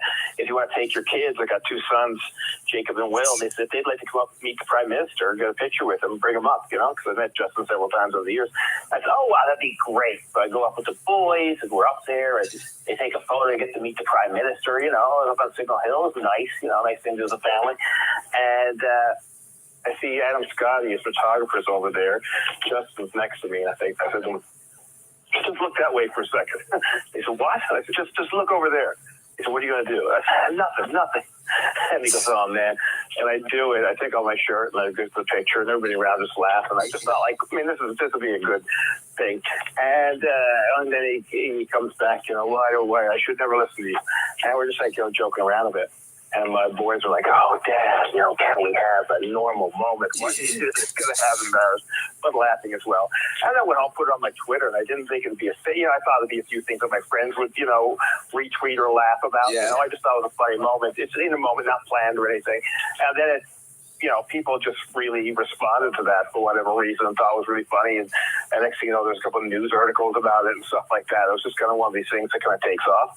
But that was just me goofing around, It wasn't a plan. But like I say, things that happen in a moment are always the best things.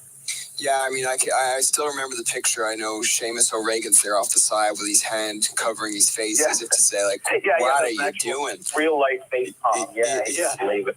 The other thing, too, is you got to sit down and interview Justin Trudeau a few times. One was, it was somewhat serious, somewhat like a sketch. The one where he's running for Prime Minister, and I guess the country knows that he's going to win, and you sat down with him in his bus, and then you dressed up as Justin Trudeau, but you dressed up as the old Justin Trudeau with the goatee.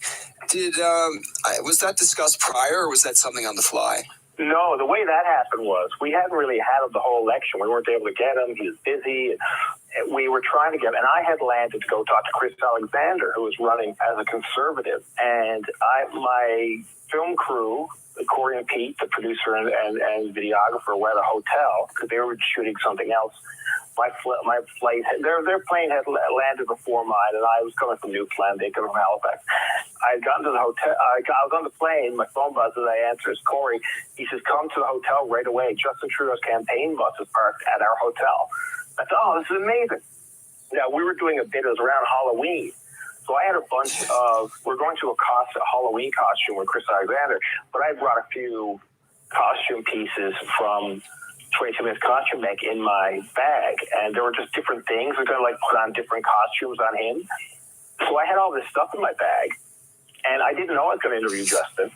We land, and I get to the hotel, and the bus has just taken off. And I said, hop in the car. So we hop in the car, we find the bus, and we see that he's stopping off at this, it was like a farmer's market. Okay. And we get out, and I figure, what am I going to do? What am I going to say to him? And then I remember I had this stuff, and there was a wig there and a goatee in the bag, and I thought, you know what I could do? I could be Justin Trudeau in the past. So I started writing some jokes down, and we get there, and I show up. His people are kind of like, well, what are you doing here? I'm like, oh, I'm going to go ambush Justin. I'm like, you know, we can't do that. He does things about the press here. I'm like, yeah, I know. I'm going to get up on the stage. I'm going to try and make him look bad. Everybody's going to see it, and all the news media are going to see it. And I said, or I could go on his bus, just the two of us, you know, and they're like, okay, do it on the bus. I want to get him on the bus because then it's, whenever you do something in a big crowd, it's generally quick, you know, because they can get away and they move away. I thought, if I haven't sat down on a bus, you sit down on the bus with a microphone pack on and all that stuff, I'll be able to talk to him longer. So I go in there and I thought, okay, this is what I'm going to do. I'm going to do it this way. I'm going to be you in the past. And we had this chat and it worked out great. It was kind of like, you know, I wouldn't have thought of that if I didn't have those wigs and stuff with me. It was just everything just connected at the right time. Luckily, his bus stopped at the guy's hotel. Luckily, I had this stuff with me, and then we had a really nice little exchange. It was a lot of fun. When Trudeau was apparently on his way up to the Arctic doing a bunch of kind of tours up there, my dad told me to mention this, so you can go after him. I can give you the address later. But he said, so he can go shirtless down here at Signal Hill. How come he doesn't follow him up there and go shirtless? And I was just, yeah, well, I don't think. Well, I'm so white and untanned. I could easily be mistaken for a polar bear. I think it'd be dangerous for me up there.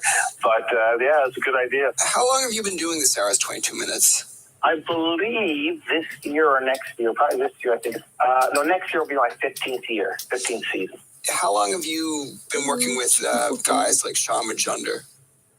Oh, Sean, I knew well before that.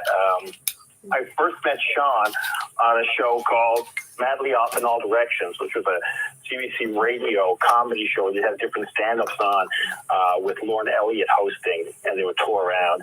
And we were both on the same episode of that. I'd never laid eyes on him before. And I thought, who's this guy?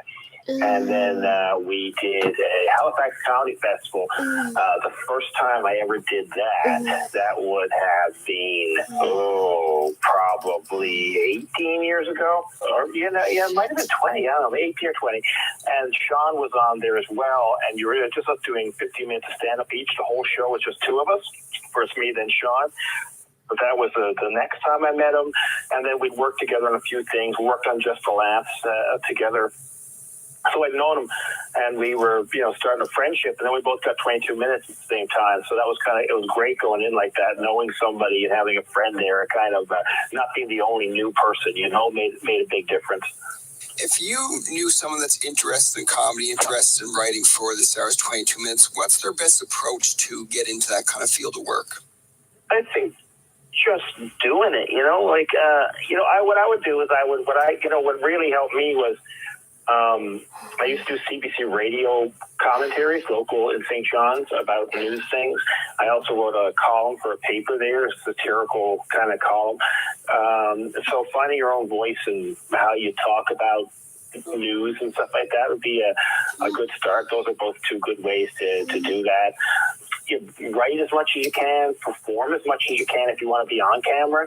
But if you're off camera, write as much as you can for people, write for a sketch troupe, write commentaries, things like that.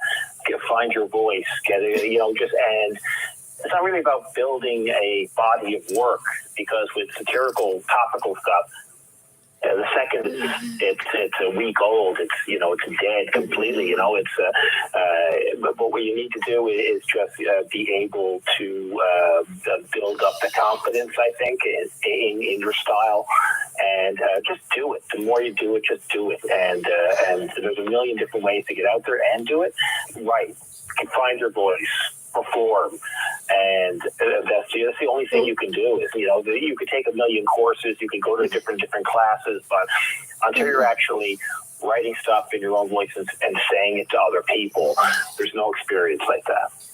And the last question I have here is, whose idea was it to come up as you being Donald Trump on the show? I think of me, I'll try it. I wrote up one. I didn't really think I'd done his voice or anything before, but it was just, he was such a fascinating character in those early days, especially. And then I did it.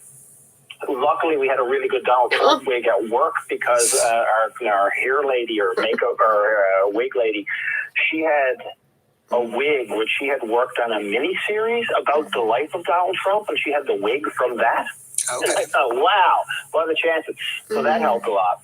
And then I just put on the wig, tried the voice a few times. It's 2 minutes. It was exactly the voice. It was the best voice ever. And I thought, okay, I can do that. And then did it in front of the audience. I figured, you know what, I'll do it in front of the audience like we're at a rally and get their energy and tell the audience, okay, pretend like you're at a Donald Trump rally and just, cheer whenever you would cheer if you were a Donald Trump fan. And they were great. They had all kinds of energy, and that kind of excitement just added to it. It just took off, It was great fun.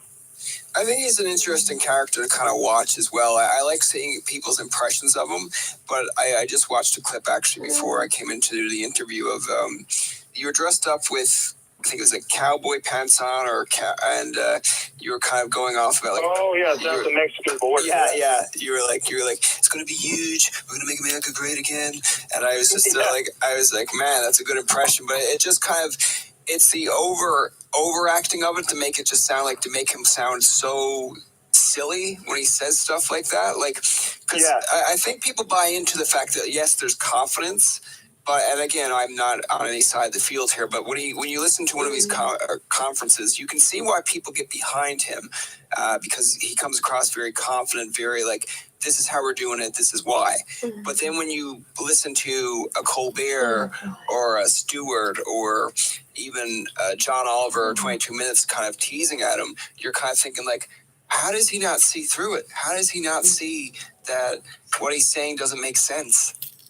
Well, it's not like when you're in the moment, it's the same way that televangelists work, or in the old Western towns, like a snake oil salesman would come in, or a circus barker.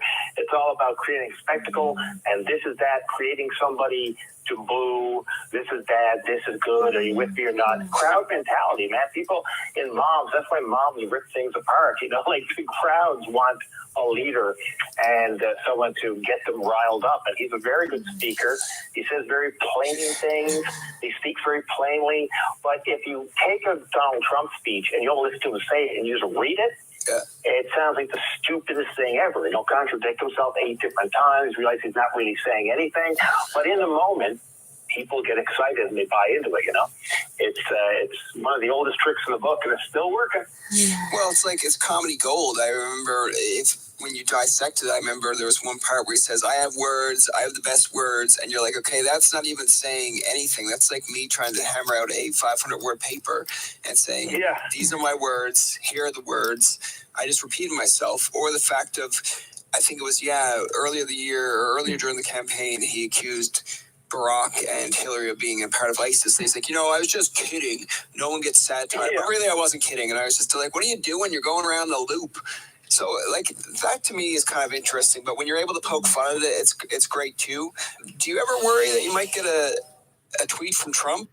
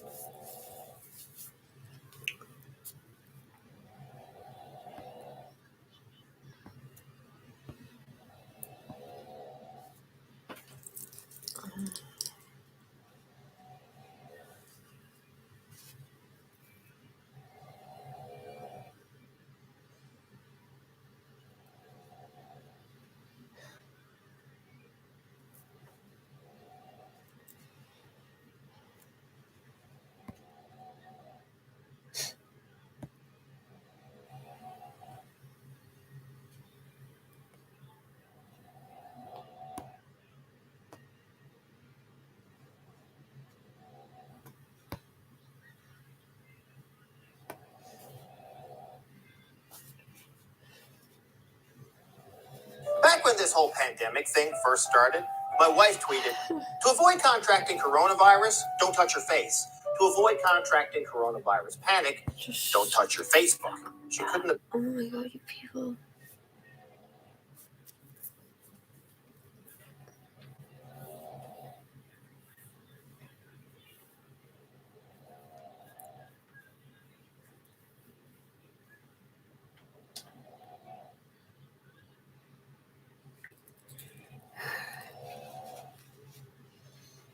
For real?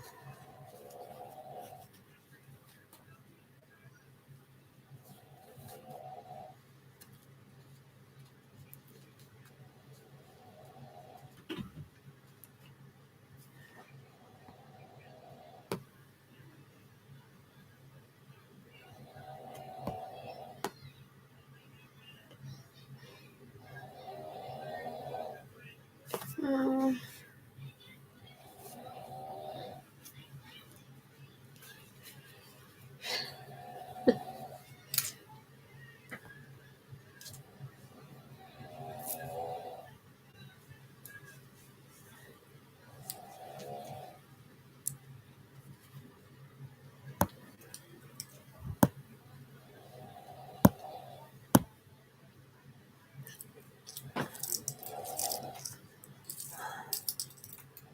On a tous les Québécois.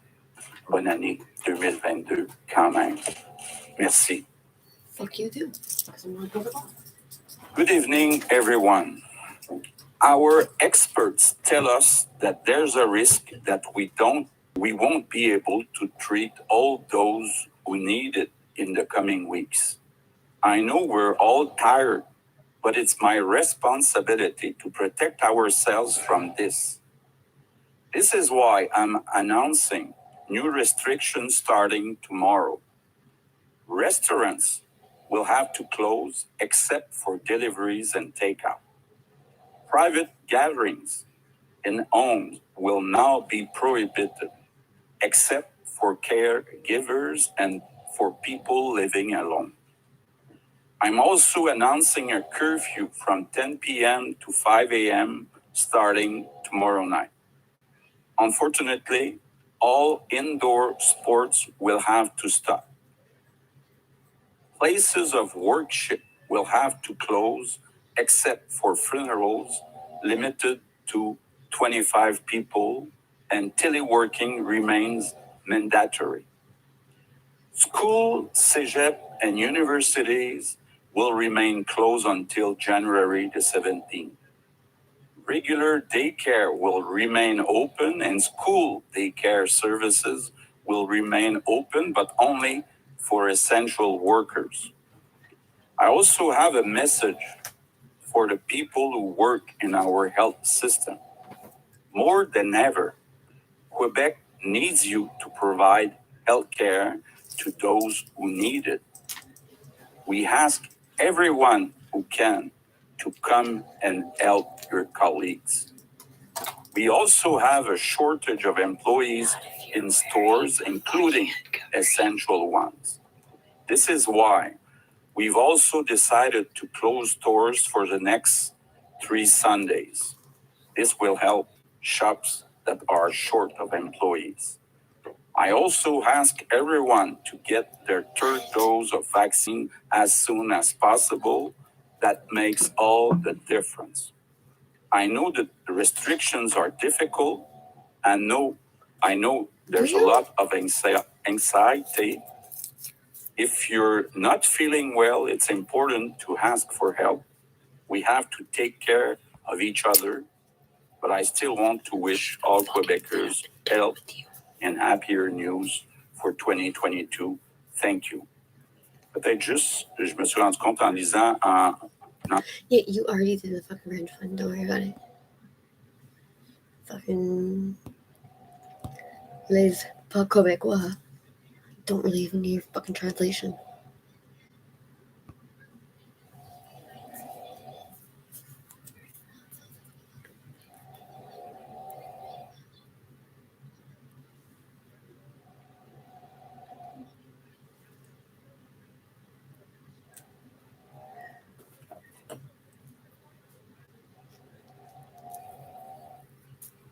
Mm-hmm.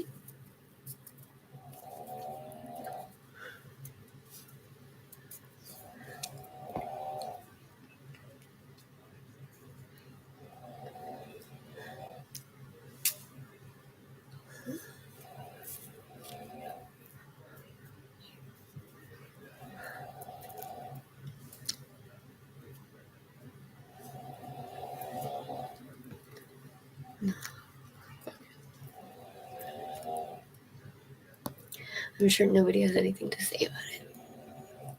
So.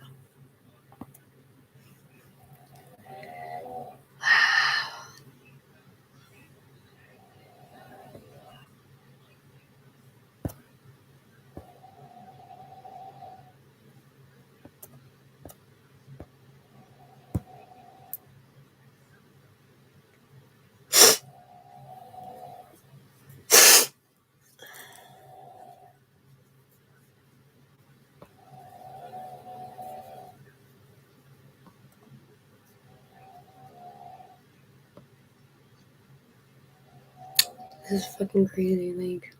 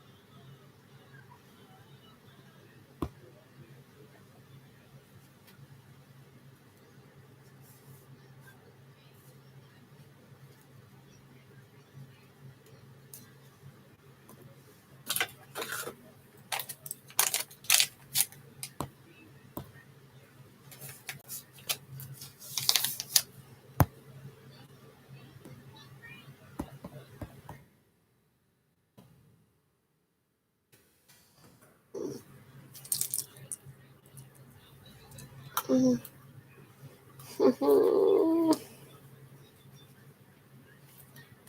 Mm-hmm.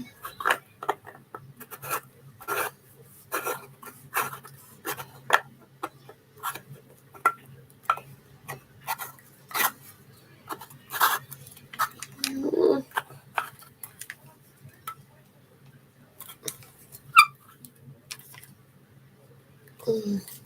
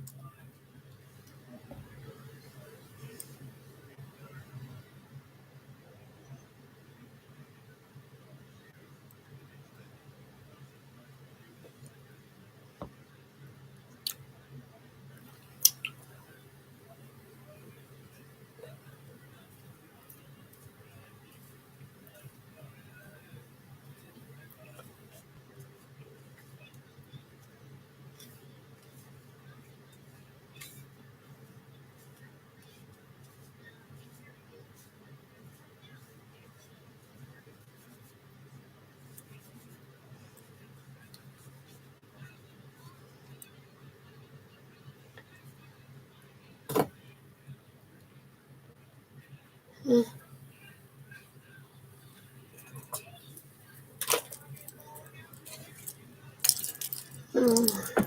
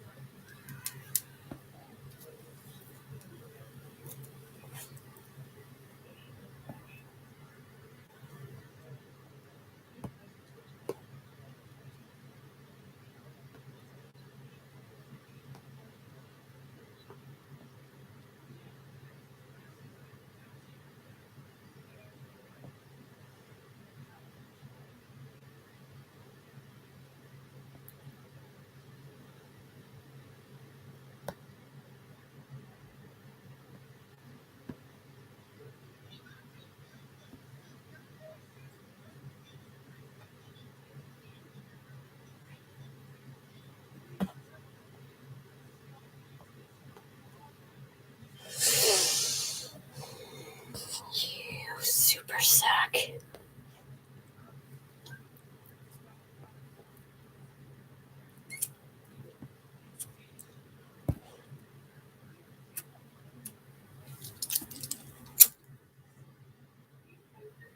Mm. Mm. Mm.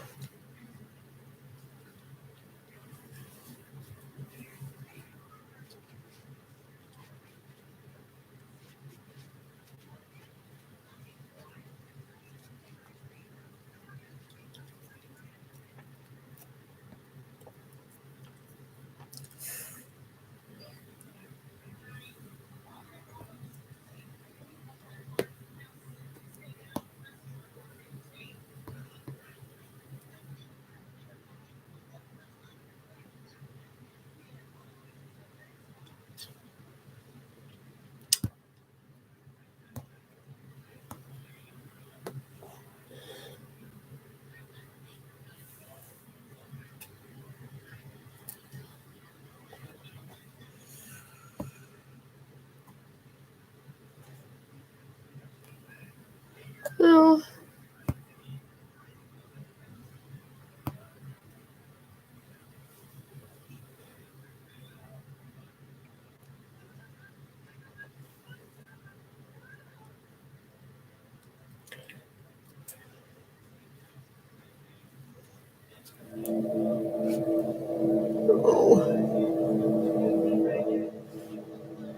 On November 26, 2021, my good friend Max published a video exposing the colossal pedo ring that is IMVU, where he uncovered one particularly inveterate child predator, known in-game as Pablo Sonny, a pedophile with an extensive history of grooming multiple teenage girls.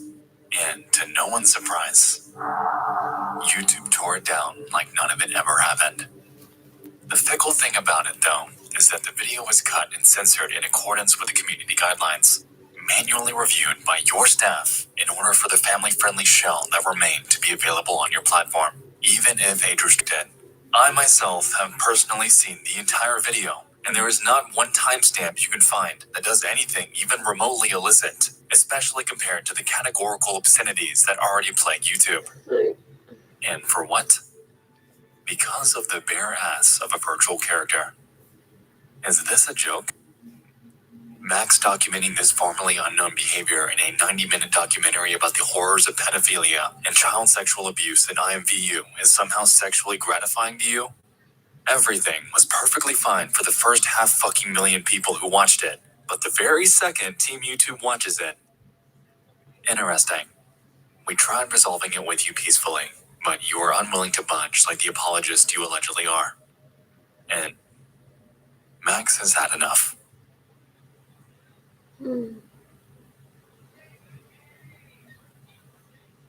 Just fucking kidding.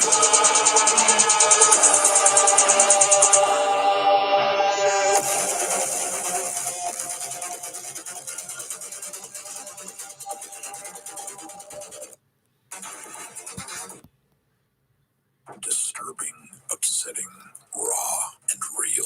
Because that is the subject matter it is covering, and that is the way it should be covered. As my audience, many of whom are CSA survivors, have instructed me to do. But no matter how vital the video may be to them, you take down our shit and continue to help absolutely no one besides the evil people we are trying to expose. And the survivors continue to scream in agonizing silence. But maybe that's the way you like it. I will let my colleagues take a more measured and balanced approach to this discussion. And despite all of the conflicting personalities you're about to see, you'll notice that there's one thing that does bring us all together. We don't like pedophiles. Something you don't seem to see eye to eye with us on YouTube.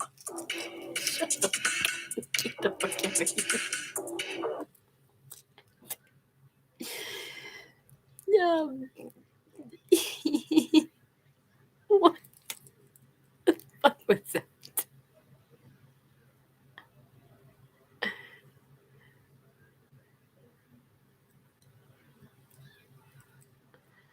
Oh god, like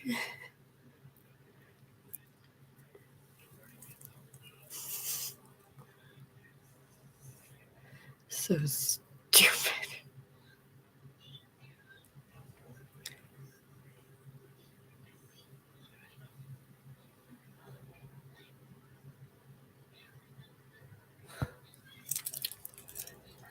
Are we still cool?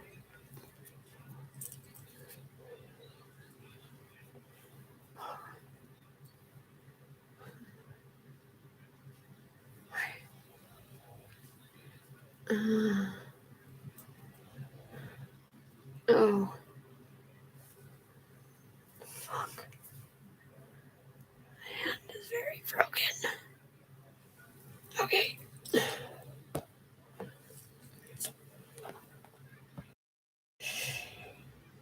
Ça marche pas?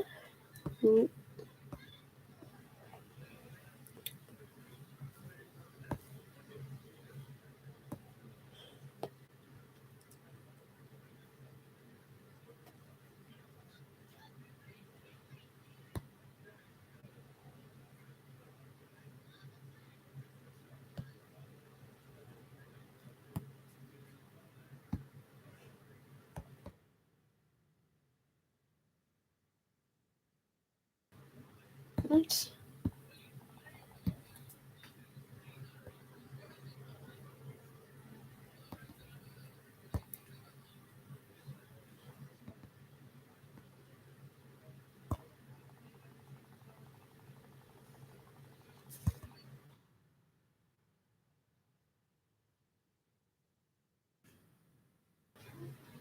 Seriously? Why? What?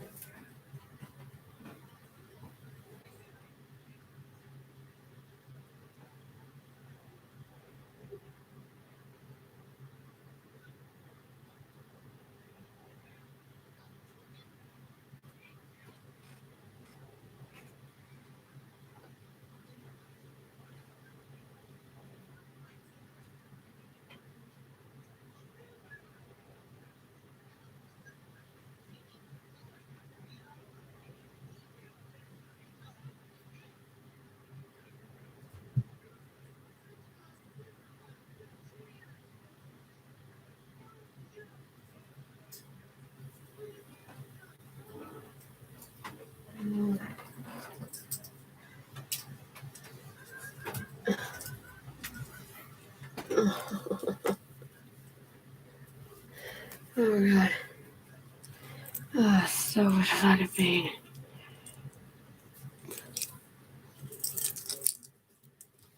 Oh.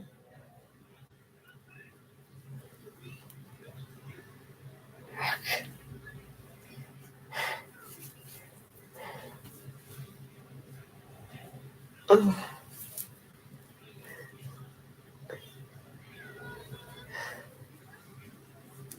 Oh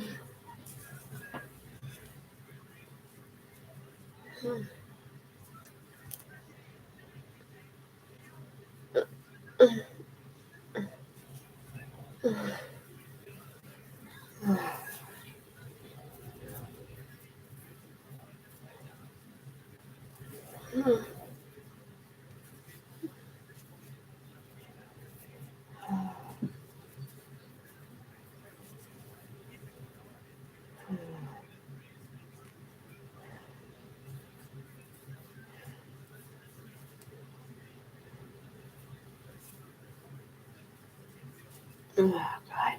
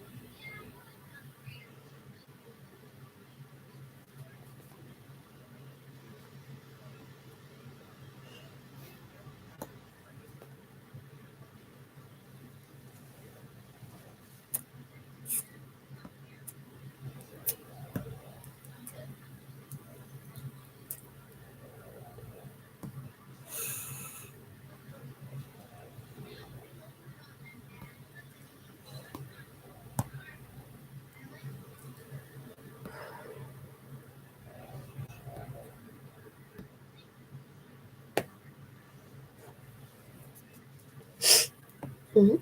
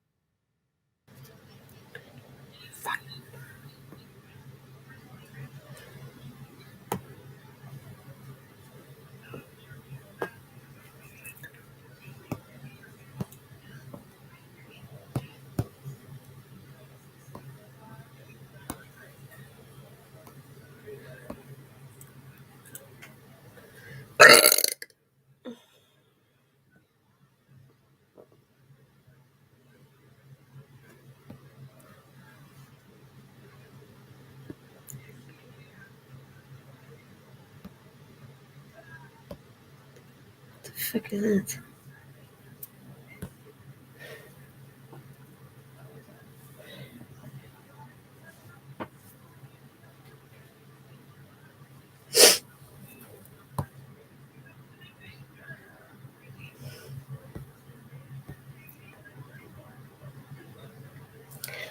Bad angle.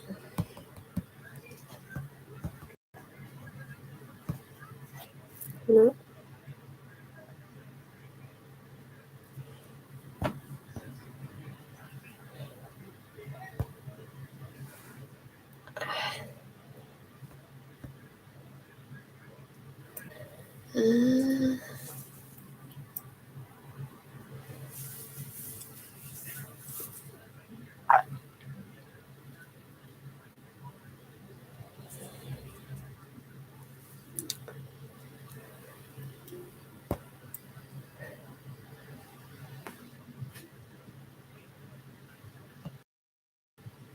So what the fuck is the problem?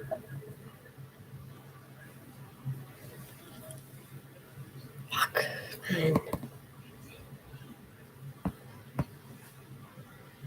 Dude.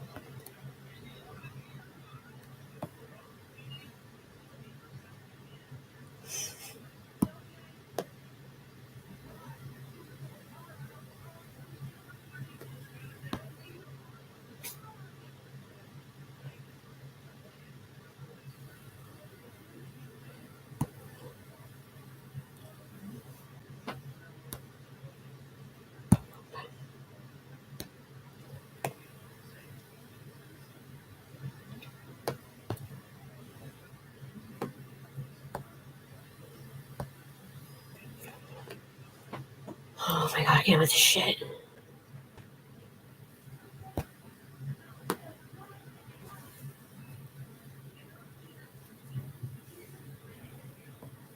I know.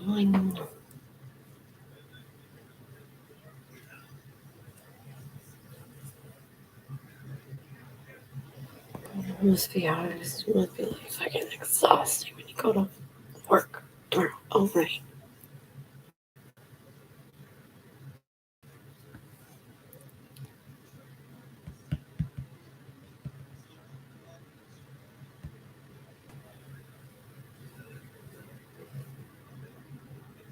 That's what happens when you move into a building that allows animals and is in the city. Oh, and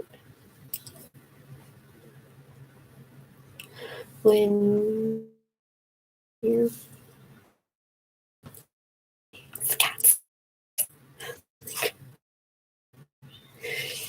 you just gotta condo. I know you can afford it. And I don't know with your fucking crack addiction.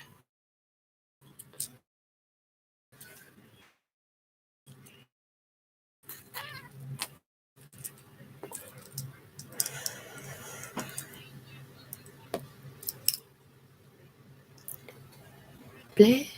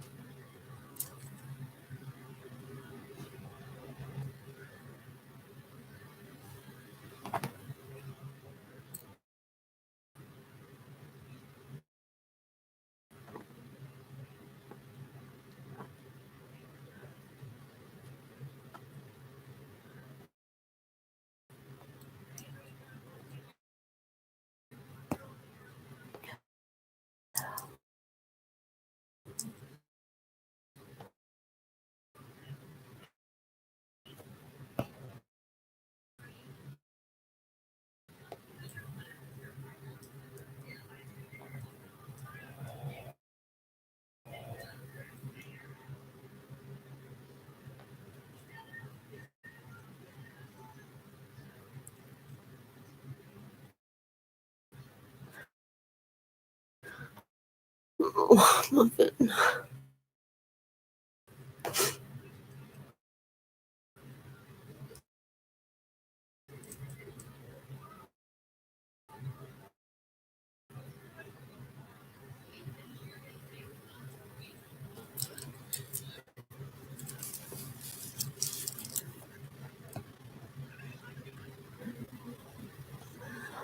Thanks so much.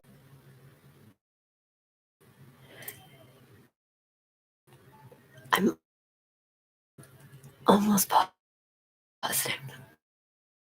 I know it. Which neighbor?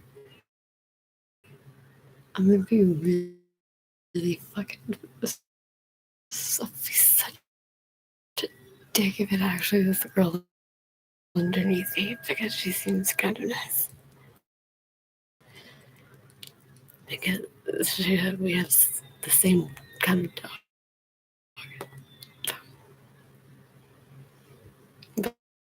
But her and I think her sister are very, very quiet. Except when their friends are over. Because they are on the fucking fire escape drinking wine. Like everybody else. If you did, like fucking, you do fucking 5 years living somewhere, like fucking. And now we have a problem. Exactly who it is. Because, yep.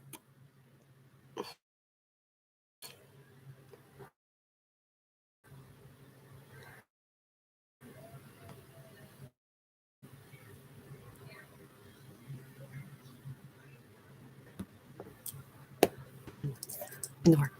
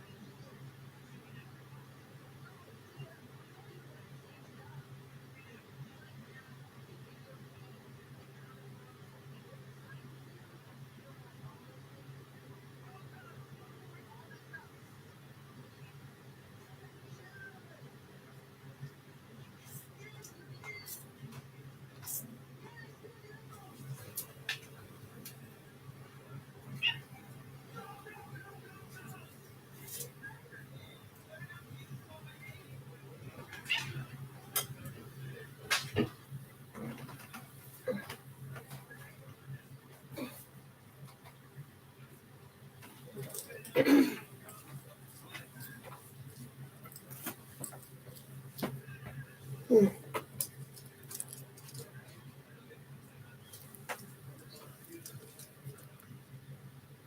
Mm.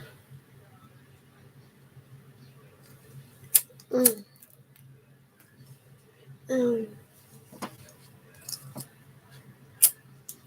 Mm.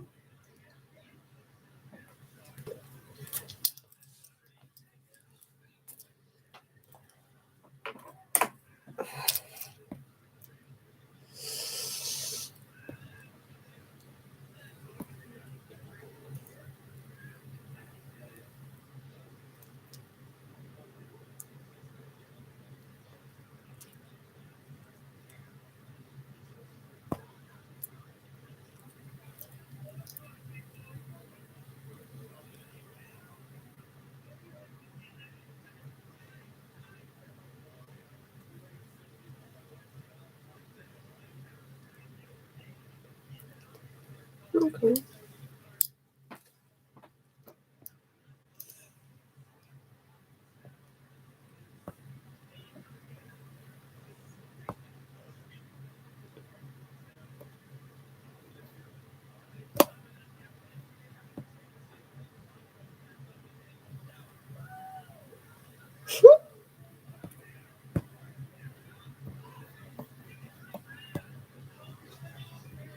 Mm.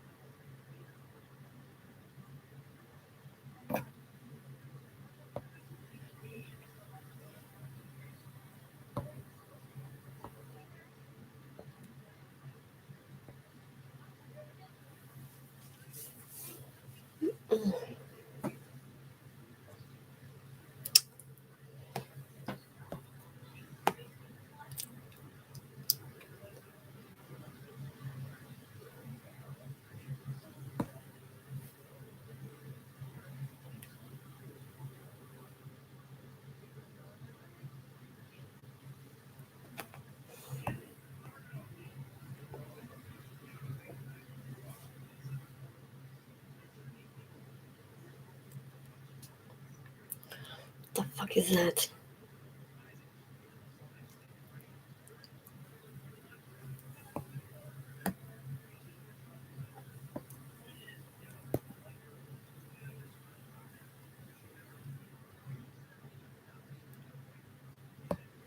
What is that?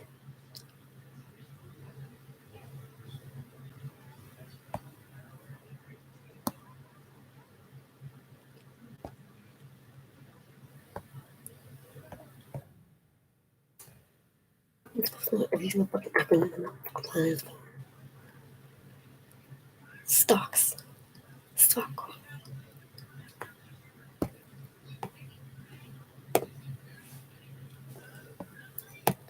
You serious?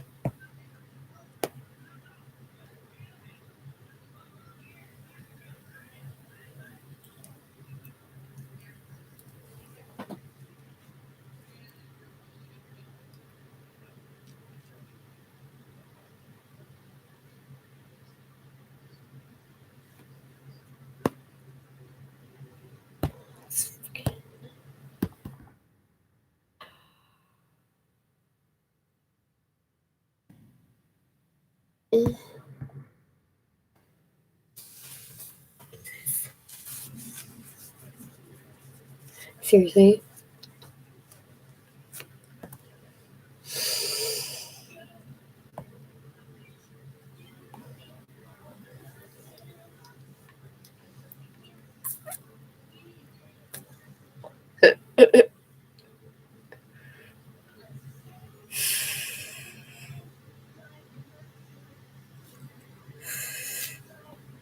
Okay.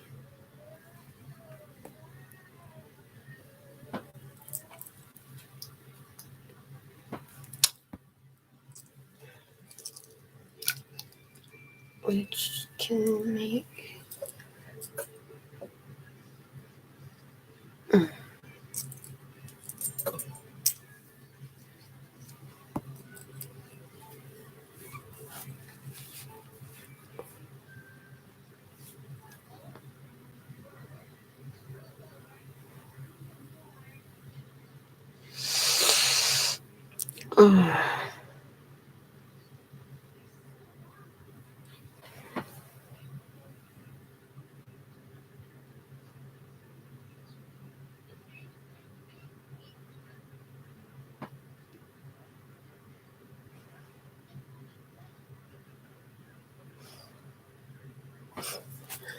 Okay.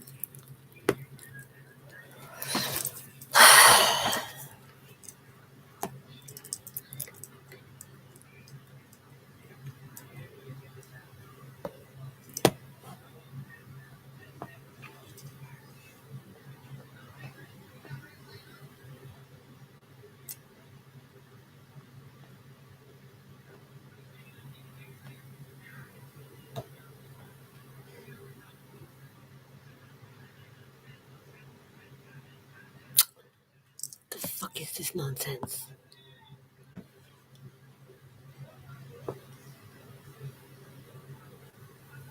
Low-code approach to custom app development.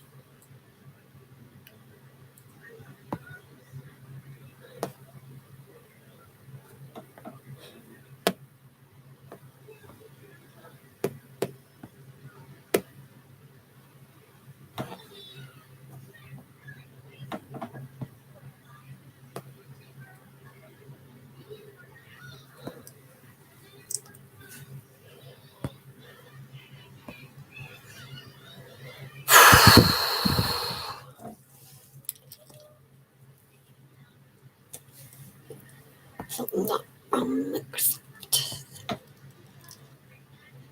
or LinkedIn.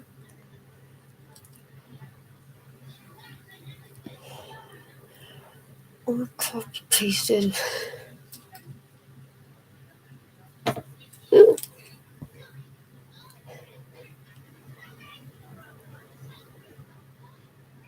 Can cause a governance issue that brings security compliance.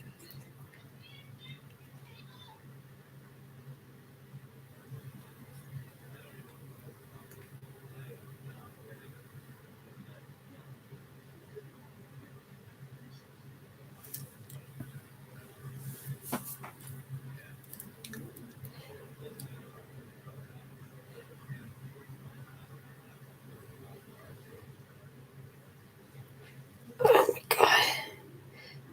Merge business intelligence and app development into a single platform. Is there with Office?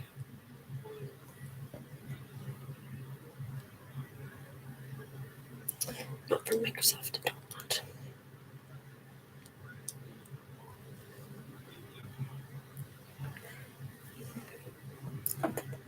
Data collector.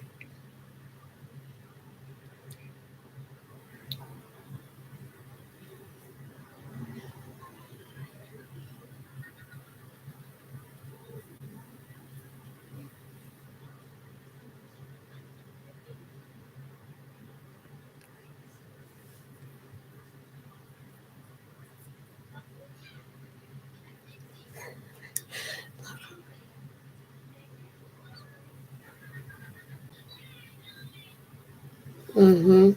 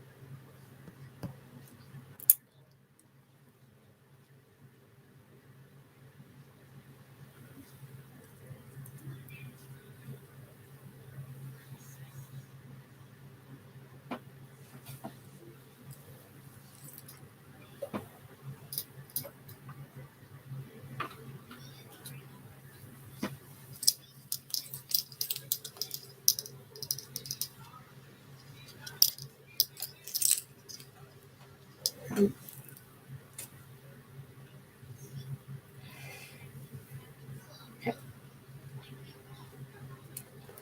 Power FX logo. For expressing logic across the power.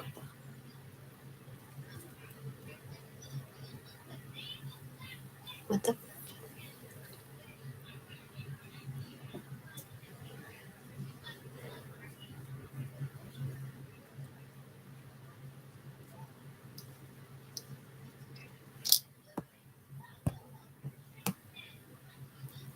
Okay, then I think I still have to fucking restart it. Because you're a dumb slut.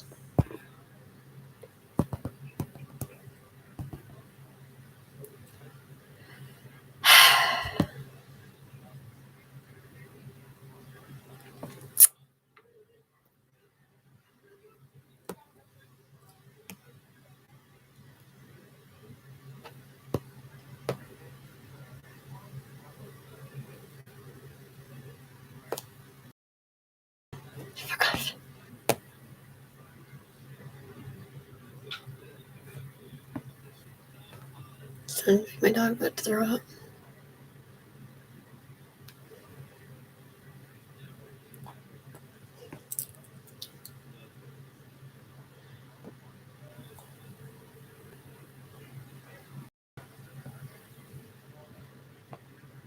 Change.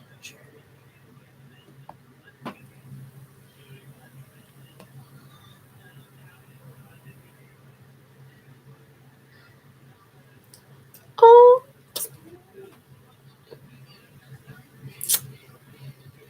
No, I think not.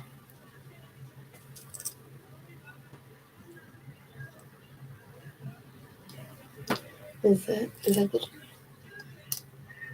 change?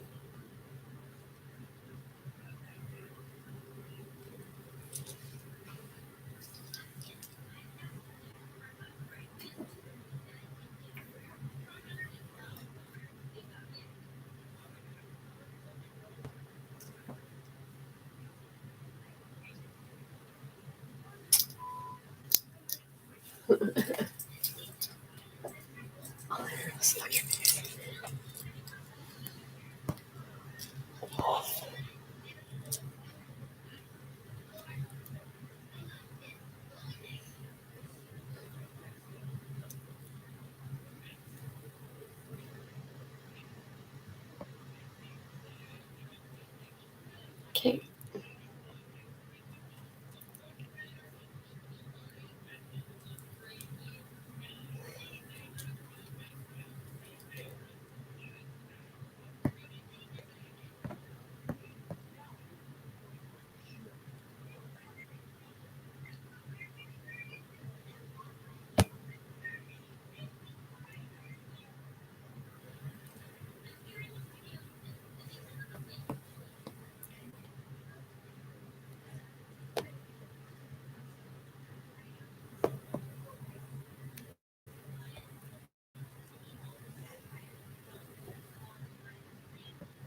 Mm.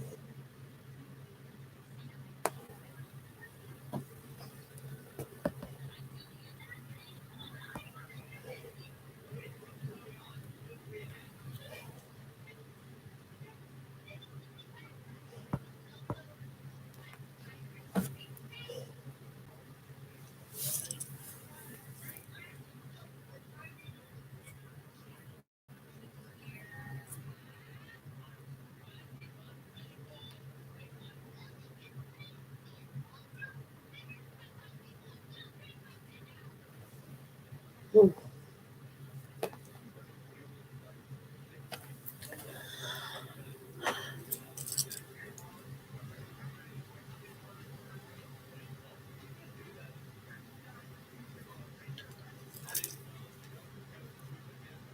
Feature experience pack. The fuck is that?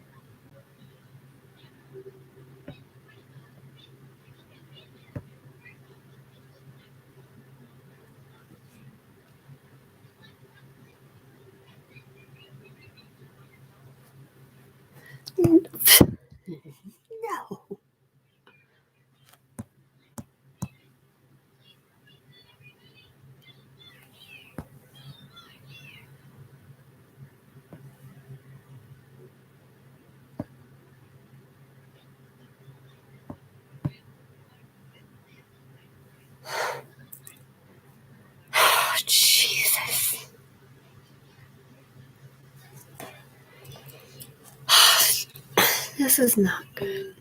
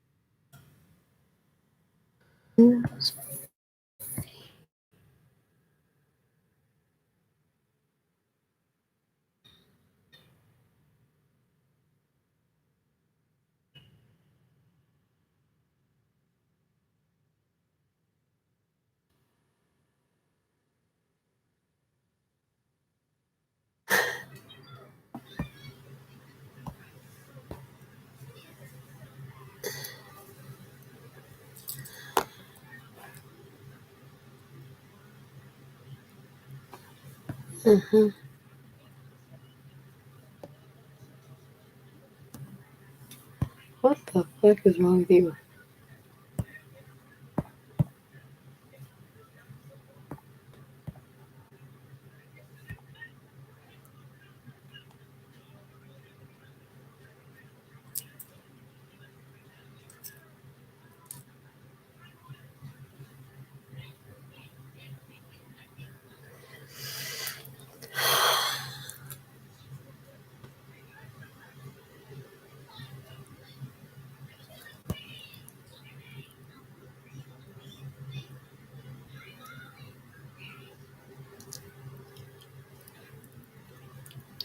Alright.